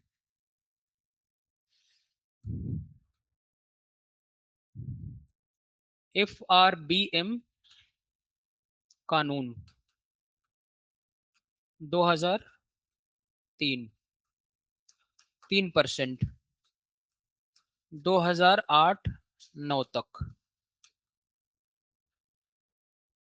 FRBM कानून में कहा गया कि 2008-9 तक 3% के स्तर पर बनाए रखना इसे है। FRBM समीक्षा समिति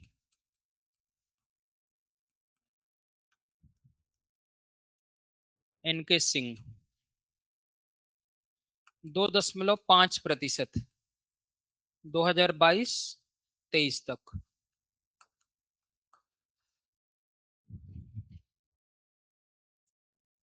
2022-23 लिखा है ना, 2.5%।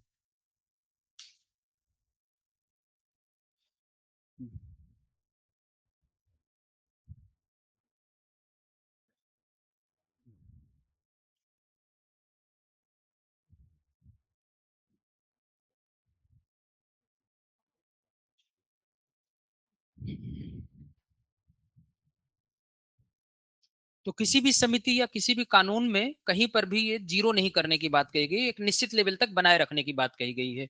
हमेशा ही ये रहेगा, देखेंगे भारत में, क्योंकि इसमें पूंजीगत व्यय भी शामिल है।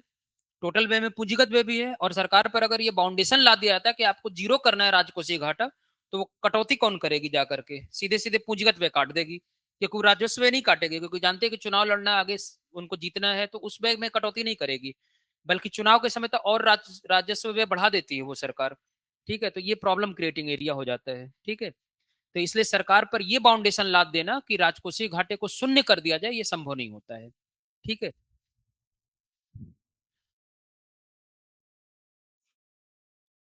लिख लिया आप लोगों ने?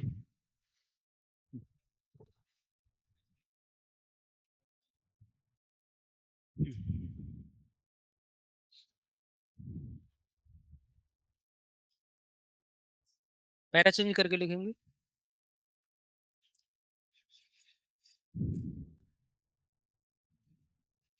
एफआरबीएम कानून, एफआरबीएम कानून 2003, एफआरबीएम कानून 2003 में 2008-9 तक, 2008-9 तक राजकोषीय घाटे के लक्ष्य, 2008-9 तक राजकोषीय घाटे का लक्ष्य 3% रखा गया था, 3% रखा गया था। परंतु अमेरिकी मंदी, परंतु अमेरिकी मंदी और यूरोजोन संकट के कारण, यूरोजोन, यूरोजोन समझते हैं ना आप लोग? जिन देशों ने यूरो करेंसी अपना रखा है उनको यूरोजोन कहा जाता है। अब देख लेंगे जाकर गूगल पर कितने देशों ने अपना रखा है यूरोप के। तो यूरोजोन संकट के कारण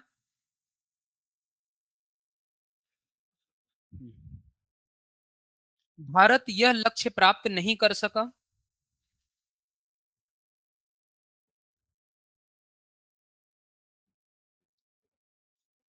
यूरोजोन संकट के कारण भारत यह लक्ष्य प्राप्त नहीं कर सका।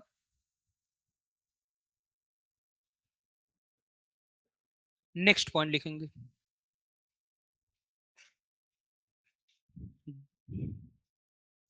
एनके सिंह समिति, एनके सिंह समिति ने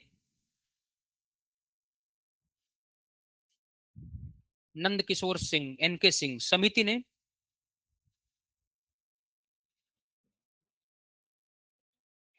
2022-23 के लिए 2022-23 के लिए राजकोषीय घाटे का लक्ष्य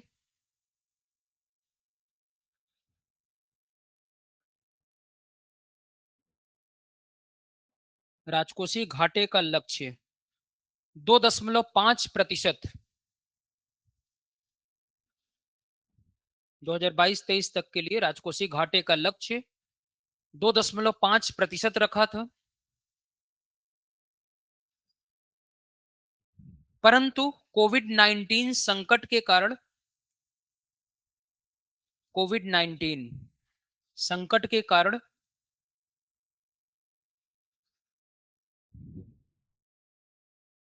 सरकार के अनावश्यक व्ययों में वृद्धि हुई।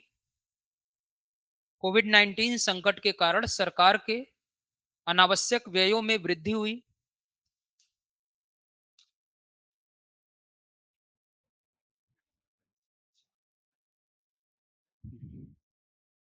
सरकार के अनावश्यक व्ययों में वृद्धि हुई, जिसके कारण से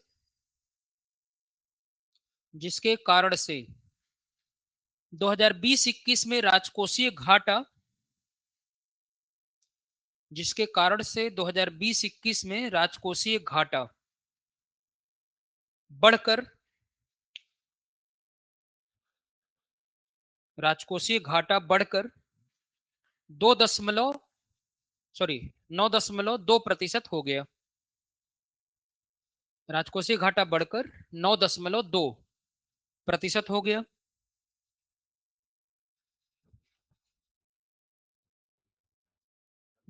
9.2% हो गया।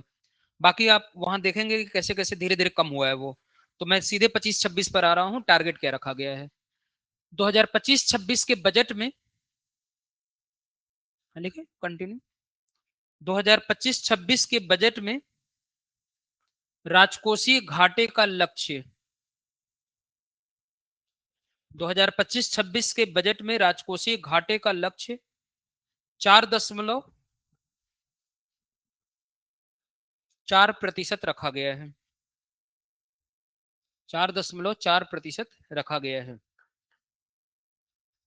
तो 22-23 में घट करके 6.4% हो गया था ये, ठीक है। 23-24 में घट करके 5.6% हो गया, तो ये घटता चला गया लगातार।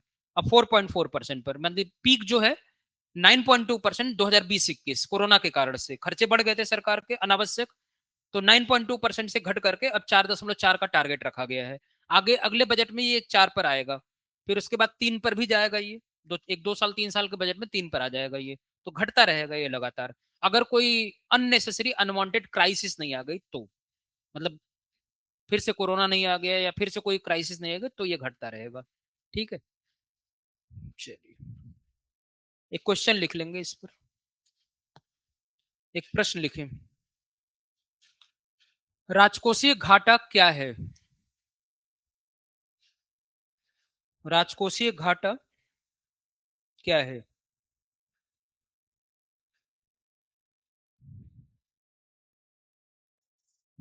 क्या कारण है कि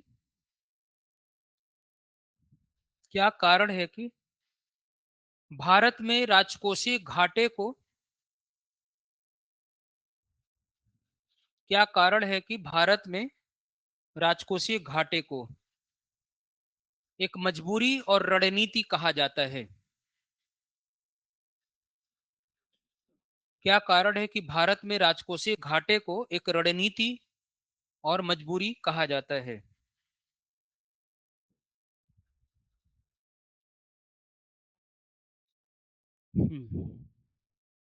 लिखेंगे आप लोग।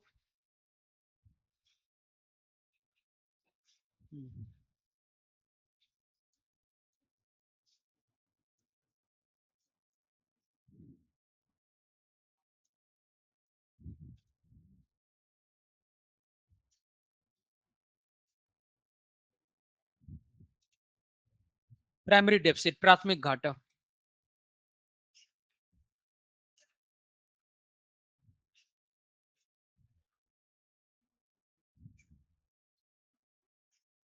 पांचवा प्रकार है घाटे का।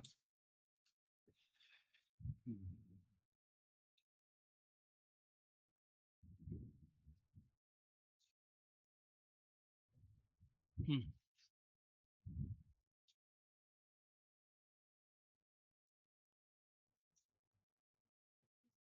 इसमें थोड़ा मुझे बताएंगे आप लोग कि राजस्व व्यय है ये, खर्चे वाला पार्ट, और पूंजीगत व्यय है। इन दोनों में कौन सा ऐसा व्यय है, कौन सा ऐसा खर्च है जो पिछले वर्ष से रिलेट करता है, आने वाले वर्ष से नहीं है? ठीक है? ना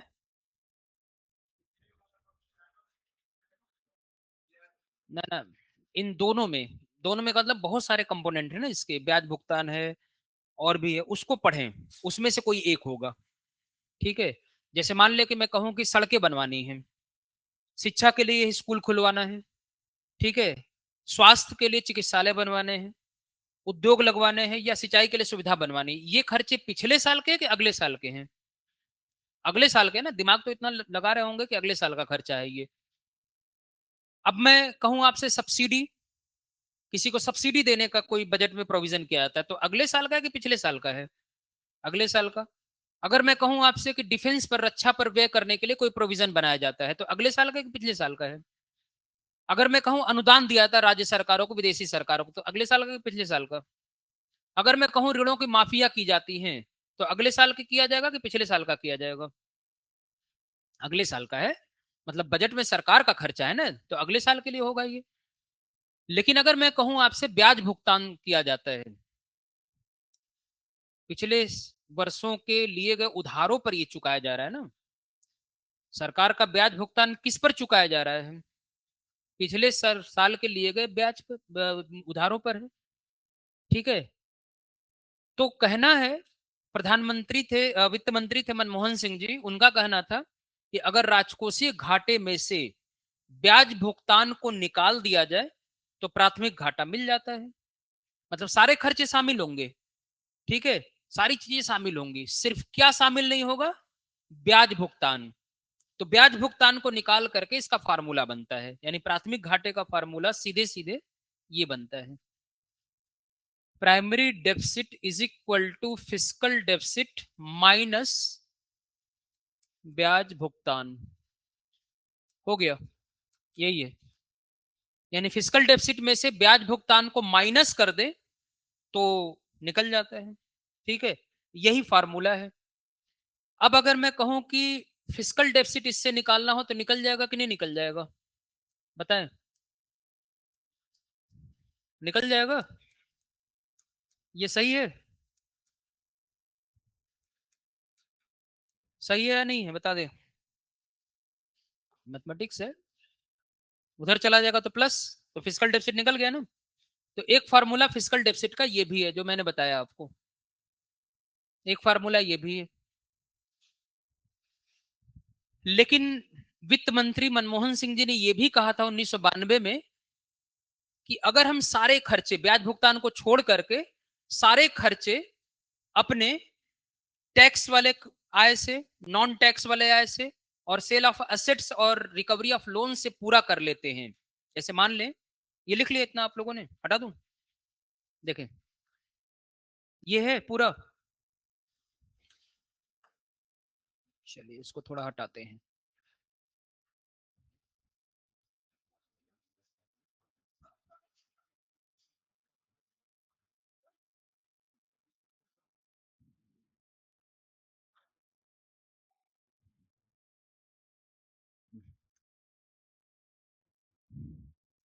मनमोहन सिंह जी ने यह कहा कि अगर मैं 100 रुपए मान ली राजस्व व्यय है, 100 रुपए, और 50 रुपए पूंजीगत व्यय है, ठीक है, 150 हुआ। लेकिन मनमोहन सिंह जी ने यह कहा कि 100 रुपए में से 20 रुपए ऐसा खर्चा है जो ब्याज भुगतान का है। अगर इसको निकाल दें, माइनस कर दे ब्याज भुगतान को, तो कितना बच रहा है यहां पर?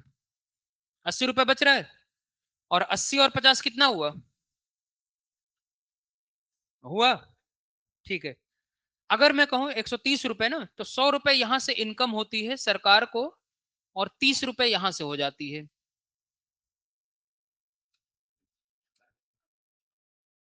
तो बताएं आप, 100 रुपए यहां से, 30 रुपए यहां से, तो 100 इन दोनों से और 30 ये देनदारी है तीनों।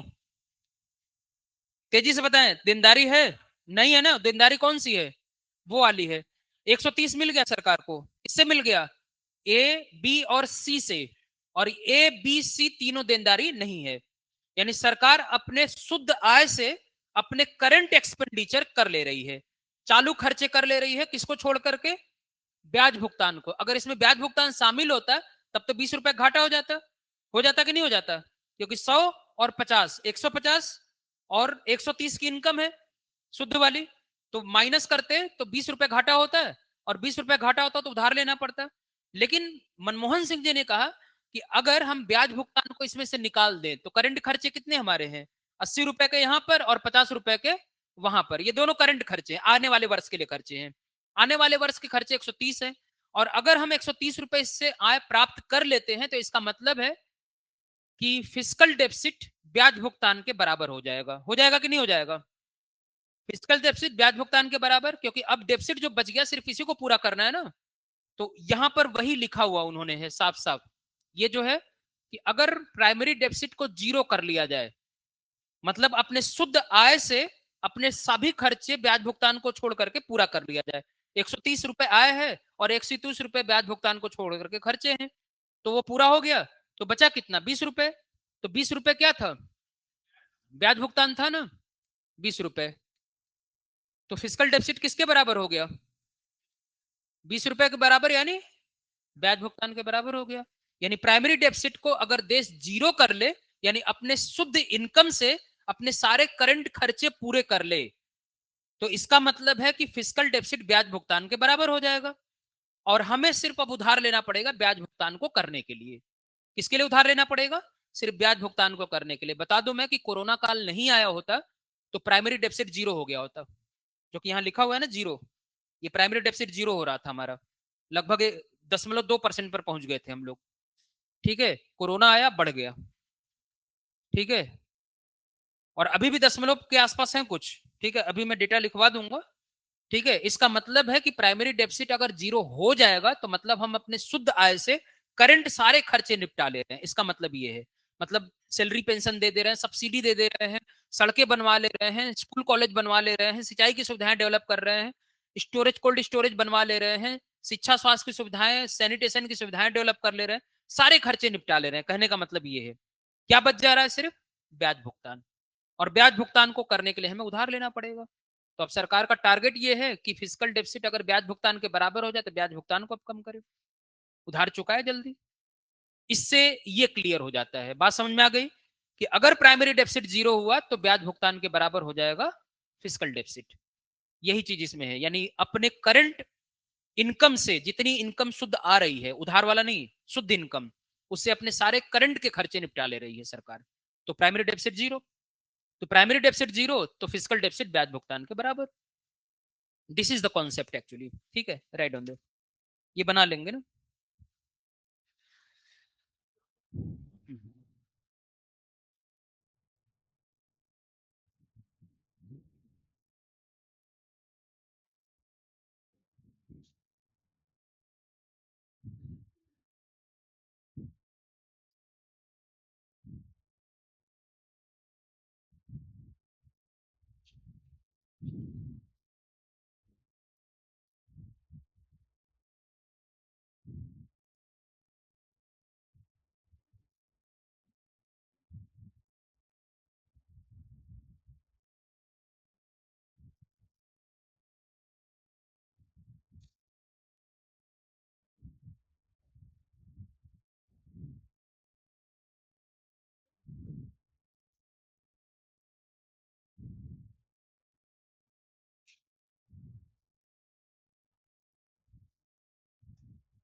इसको फिजिकल डेफिसिट लिख लेंगे, ठीक है।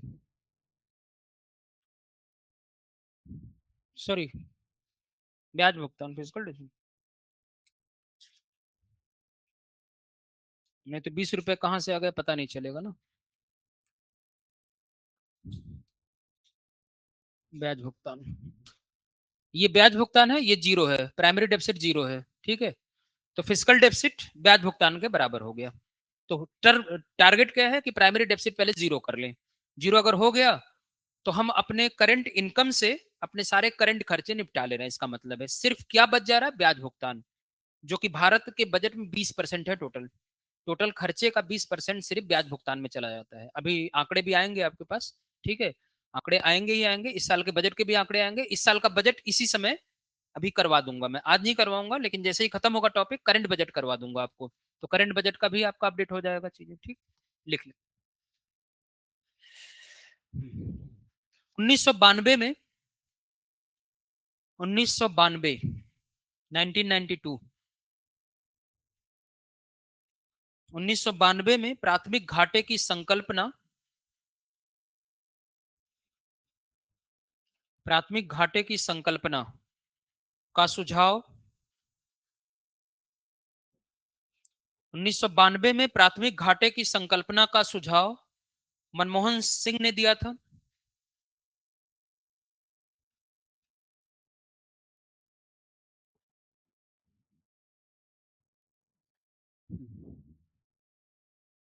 मनमोहन सिंह ने दिया था। इनके अनुसार, इनके अनुसार यदि राजकोषीय घाटे में से, इनके अनुसार यदि राजकोषीय घाटे में से ब्याज भुगतानों को निकाल दिया जाए,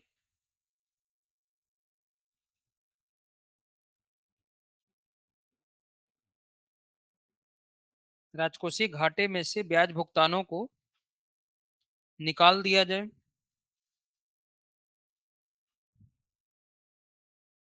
तो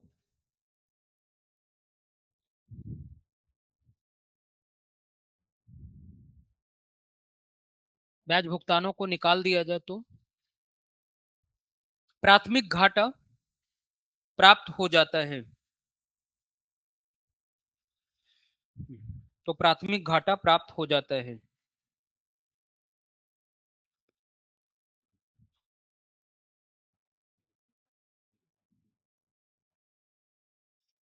नेक्स्ट पॉइंट लिखेंगे। प्राथमिक घाटा वह घाटा होता है,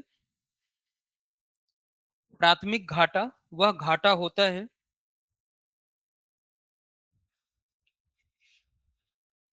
प्राथमिक घाटा वह घाटा होता है जिसके लिए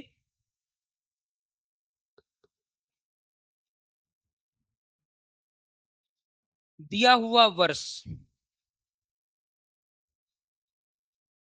जिसके लिए दिया हुआ वर्ष, ब्रैकेट में लिख लेंगे चालू वर्ष, प्राथमिक रूप से उत्तरदायी होता है।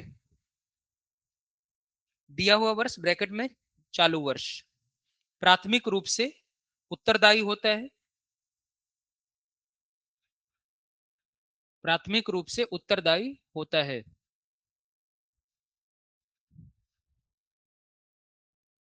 जबकि ब्याज भुगतान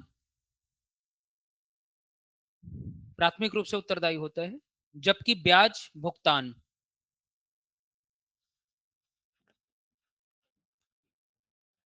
पिछले वर्षों में, जबकि ब्याज भुगतान पिछले वर्षों में सरकार द्वारा लिए गए उधारों, पिछले वर्षों में सरकार द्वारा लिए गए उधारों से संबंधित होता है, सरकार द्वारा लिए गए उधारों से संबंधित होता है।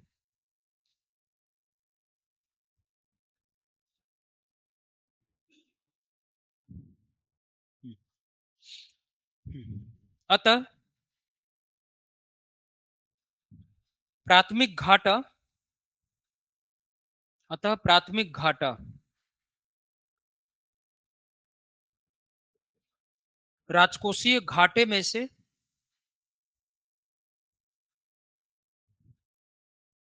प्राथमिक घाटा राजकोषीय घाटे में से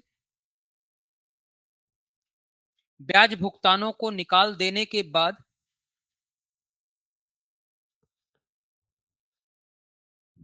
ब्याज भुगतानों को निकाल देने के बाद सरकार की कुल उधार आवश्यकताओं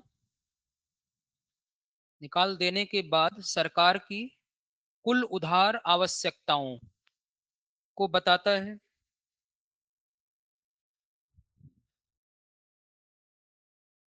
सरकार की कुल उधार आवश्यकताओं को बताता है जो चालू व्यय को पूरा करने के लिए जो चालू व्यय को पूरा करने के लिए चाहिए।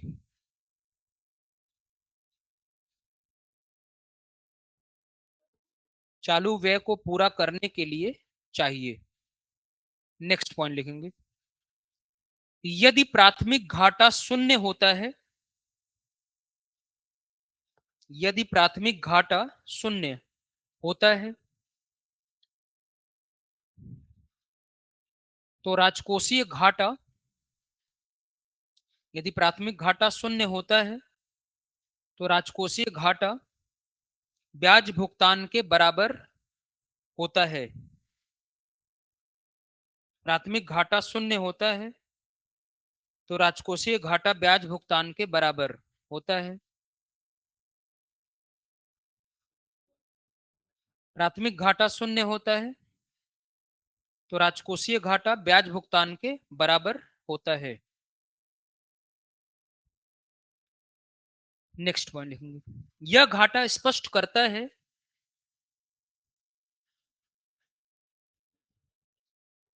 यह घाटा स्पष्ट करता है कि कैसे अतीत में लिए गए उधारियों से, कि कैसे अतीत में लिए गए उधारियों से राजकोषीय घाटा बढ़ता है। कैसे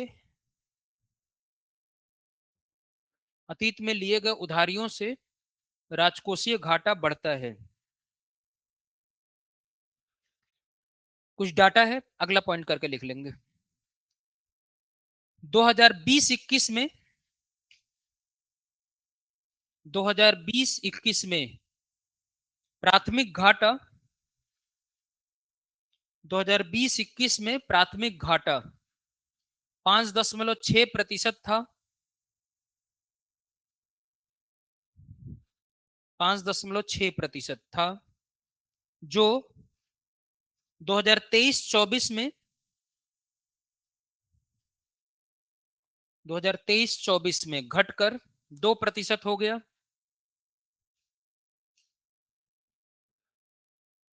घटकर 2% हो गया।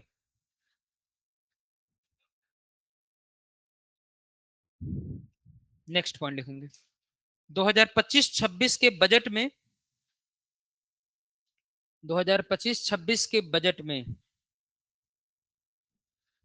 प्राथमिक घाटे का लक्ष्य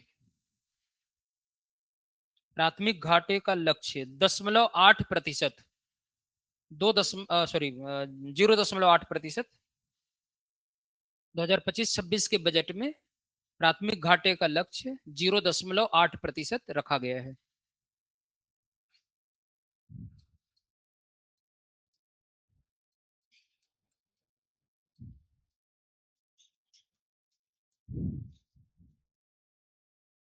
मौद्रिक घाटा लास्ट, 6th एंड लास्ट।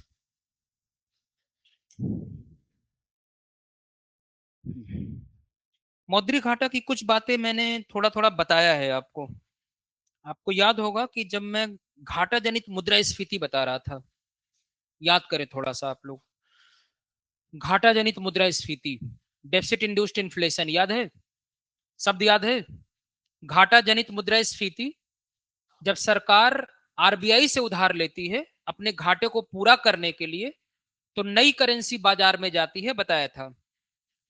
नई करेंसी मार्केट में करेंसी के फ्लो को बढ़ा देती है, ठीक है, तो उससे इन्फ्लेशन क्रिएट हो जाता है, वो तो मामला अलग था, उसे हम कहते हैं घाटा जनित मुद्रास्फीति। लेकिन यहां पर क्या है कि सरकार जब आरबीआई से उधार लेती है अपने घाटे को पूरा करने के लिए, और वो घाटा समय से नहीं चुका पाती है, तो सरकार अपने बजट में उसको मौद्रिक घाटे के रूप में प्रावधान करती है। वही मौद्रिक घाटा है, क्योंकि मुद्रा के रूप में उधार लिया गया आरबीआई से नई मुद्रा के रूप में, इसलिए मौद्रिक घाटा हो गया। सिंपल सा टर्म है ये। मतलब सरकार के बजट में अगर घाटा है तो सरकार के पास उधार लेने के लिए कई सोर्सेज होते हैं, जैसे घरेलू बाजार, याद है ना, घरेलू बाजार में कौन कौन आएगा? बैंक, वित्तीय संस्थान, जनता, राज्य सरकार सब आ जाएगी, ठीक है। विदेशी बाजार, हाँ, संस्थाएं और विदेशी सरकारें आ जाएंगी, जनता भी आ जाएगी विदेशी बाजार में। और तीसरा है रिजर्व बैंक। तो मौद्रिक घाटा तब उत्पन्न होता है जब यहां से लेगी, यहां से लेगी तब नहीं, जब कहां से लेगी, यहां से। यानी मौद्रिक घाटा सिर्फ सरकार जब अपने बजट घाटे को पूरा करने के लिए यहां से उधार लेती है और समय से नहीं चुका पाती, तो उसका प्रावधान कर देती है वो बजट में मौद्रिक घाटे के रूप में। लेकिन आपको पता है कि 1991 वो तदर्थ खजाना बिल, याद है ना, तदर्थ खजाना बिल 14 दिन 28 दिन वो प्रणाली खत्म हो गई, डब्ल्यूएमएस सिस्टम लागू कर दिया गया, और ये घाटे की संकल्पना भी खत्म हो गई साथ साथ। तो इन्फ्लेशन की संकल्पना भी खत्म हो गई और घाटे की संकल्पना भी खत्म हो गई, दोनों खत्म हो गया, ठीक है। यानी सीधे सीधे मैं कहूं तो सरकार से, अब आरबीआई से जब उधार सरकार के बीच होता है तो डब्ल्यूएमएस सिस्टम लागू होता है, बताया था। वेज एंड मीन्स एडवांसेस, याद आ रहा है कि नहीं आ रहा है? डब्ल्यूएमएस सिस्टम, अब एडहोक ट्रेजरी बिल्स पर नहीं उधार लिया जाता है। तो बस इतना ही लिखना है और कुछ है नहीं इसमें, ये फिगर बना लेंगे और लिख लेंगे 2 लाइन, और कुछ नहीं इसमें।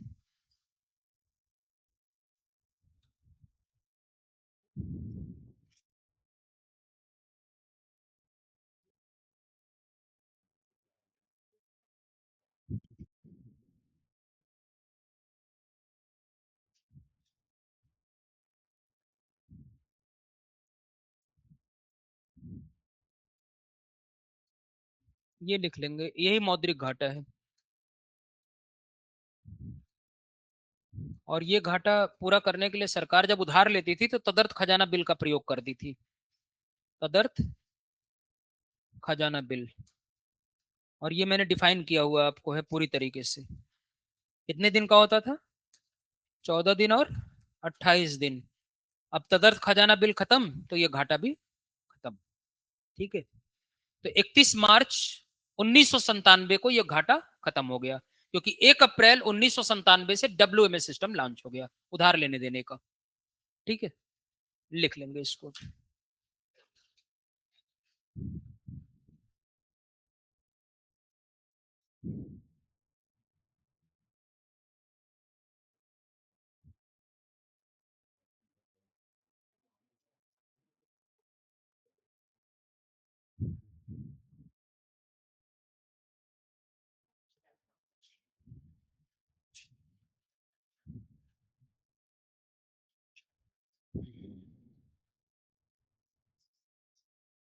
1997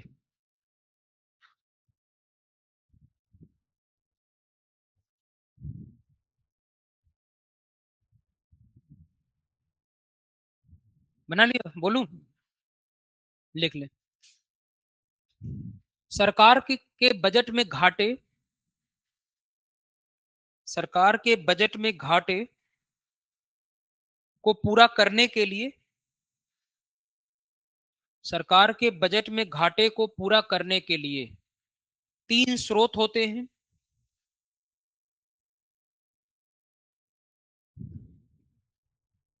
तीन स्रोत होते हैं, तीनों के नाम लिख लें। पहला, डैश दे करके, पहला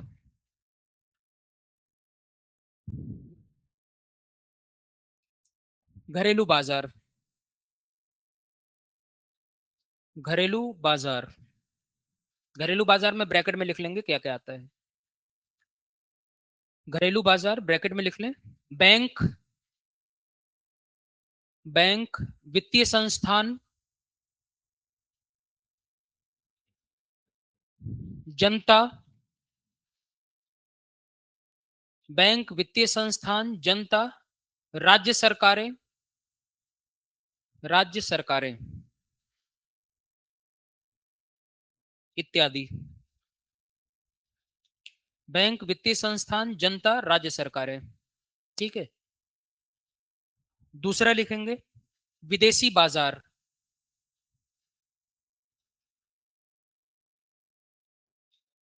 विदेशी बाजार दूसरा, ब्रैकेट में लिख लेंगे कौन कौन आता है इसमें है।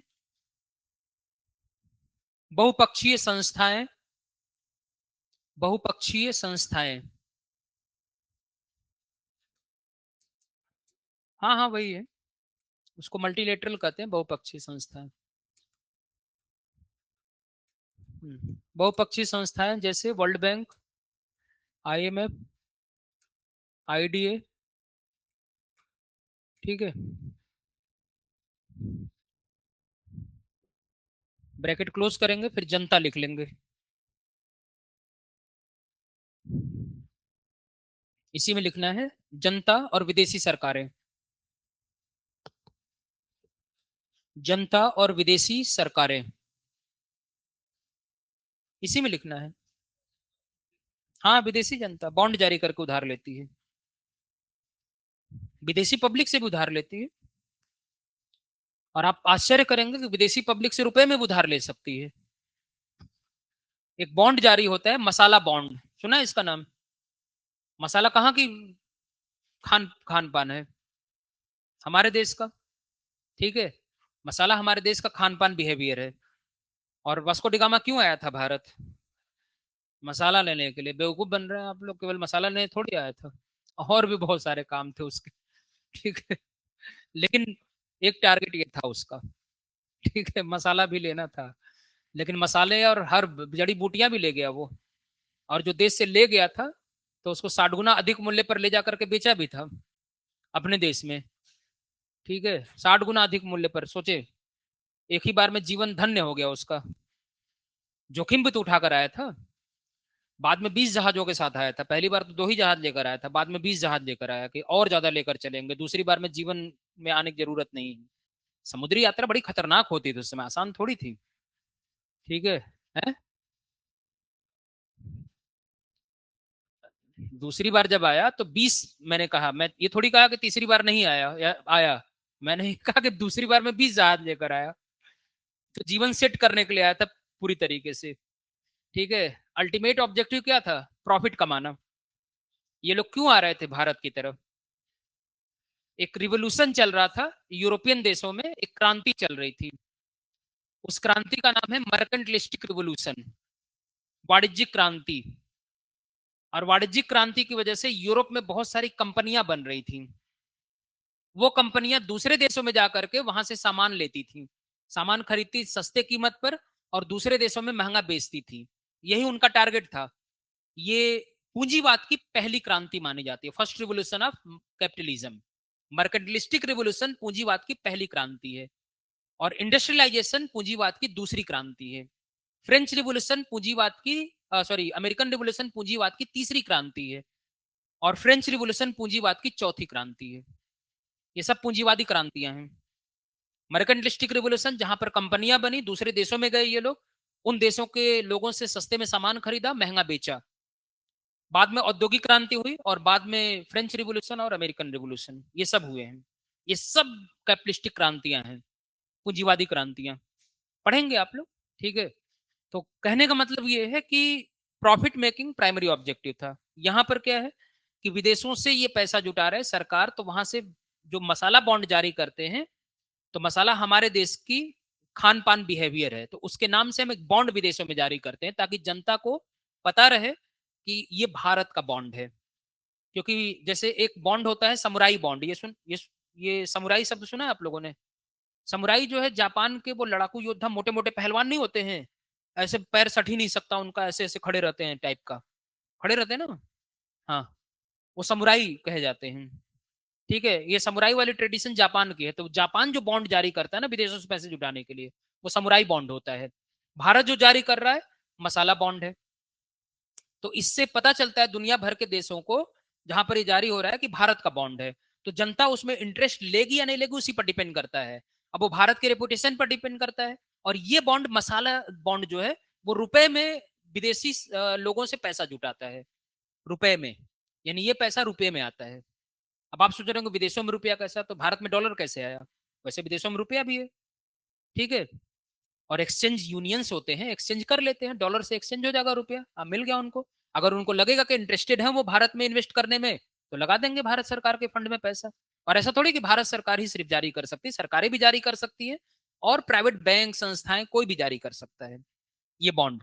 तो मसाला बॉन्ड है, विदेशों से रुपए में पैसे जमा करता है। सोचे तो ये आ गया ना, जनता से पैसे जमा कर रहे हैं। और तीसरा अपने सरकारें हैं ही, सरकारों से भी पैसा उधार आता है, लिख लिया ना। तीसरा लिख लेंगे, रिजर्व बैंक। तीसरा है रिजर्व बैंक।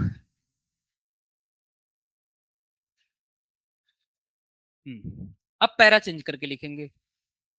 जब सरकार जब सरकार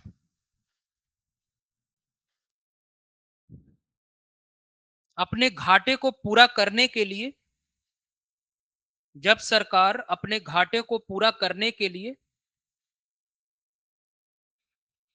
तदर्थ खजाना बिल अपने घाटे को पूरा करने के लिए तदर्थ खजाना बिल जारी करके तदर्थ खजाना बिल जारी करके रिजर्व बैंक से उधार लेती है।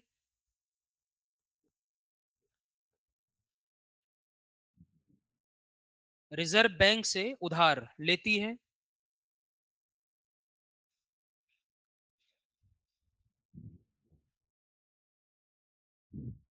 तो उसे सरकार के बजट में तो उसे सरकार के बजट में मौद्रिक घाटे के रूप में सरकार के बजट में मौद्रिक घाटे के रूप में दर्ज किया जाता है।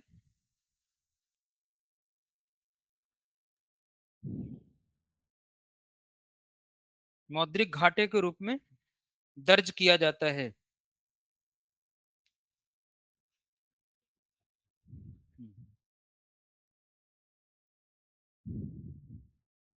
परंतु तदर्थ खजाना बिल की प्रणाली परंतु तदर्थ खजाना बिल की प्रणाली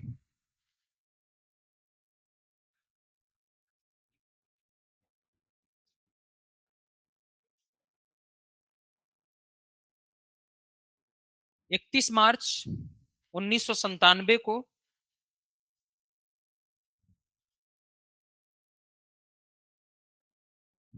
31 मार्च 1997 को समाप्त कर दी गई।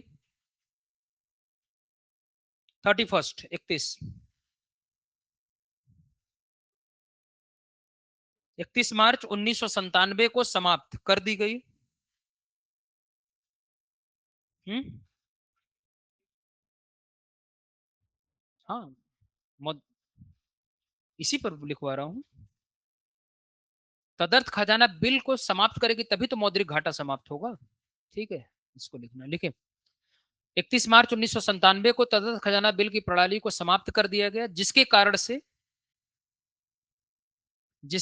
से भारत में मौद्रिक घाटे की संकल्पना जिसके कारण से भारत में मौद्रिक घाटे की संकल्पना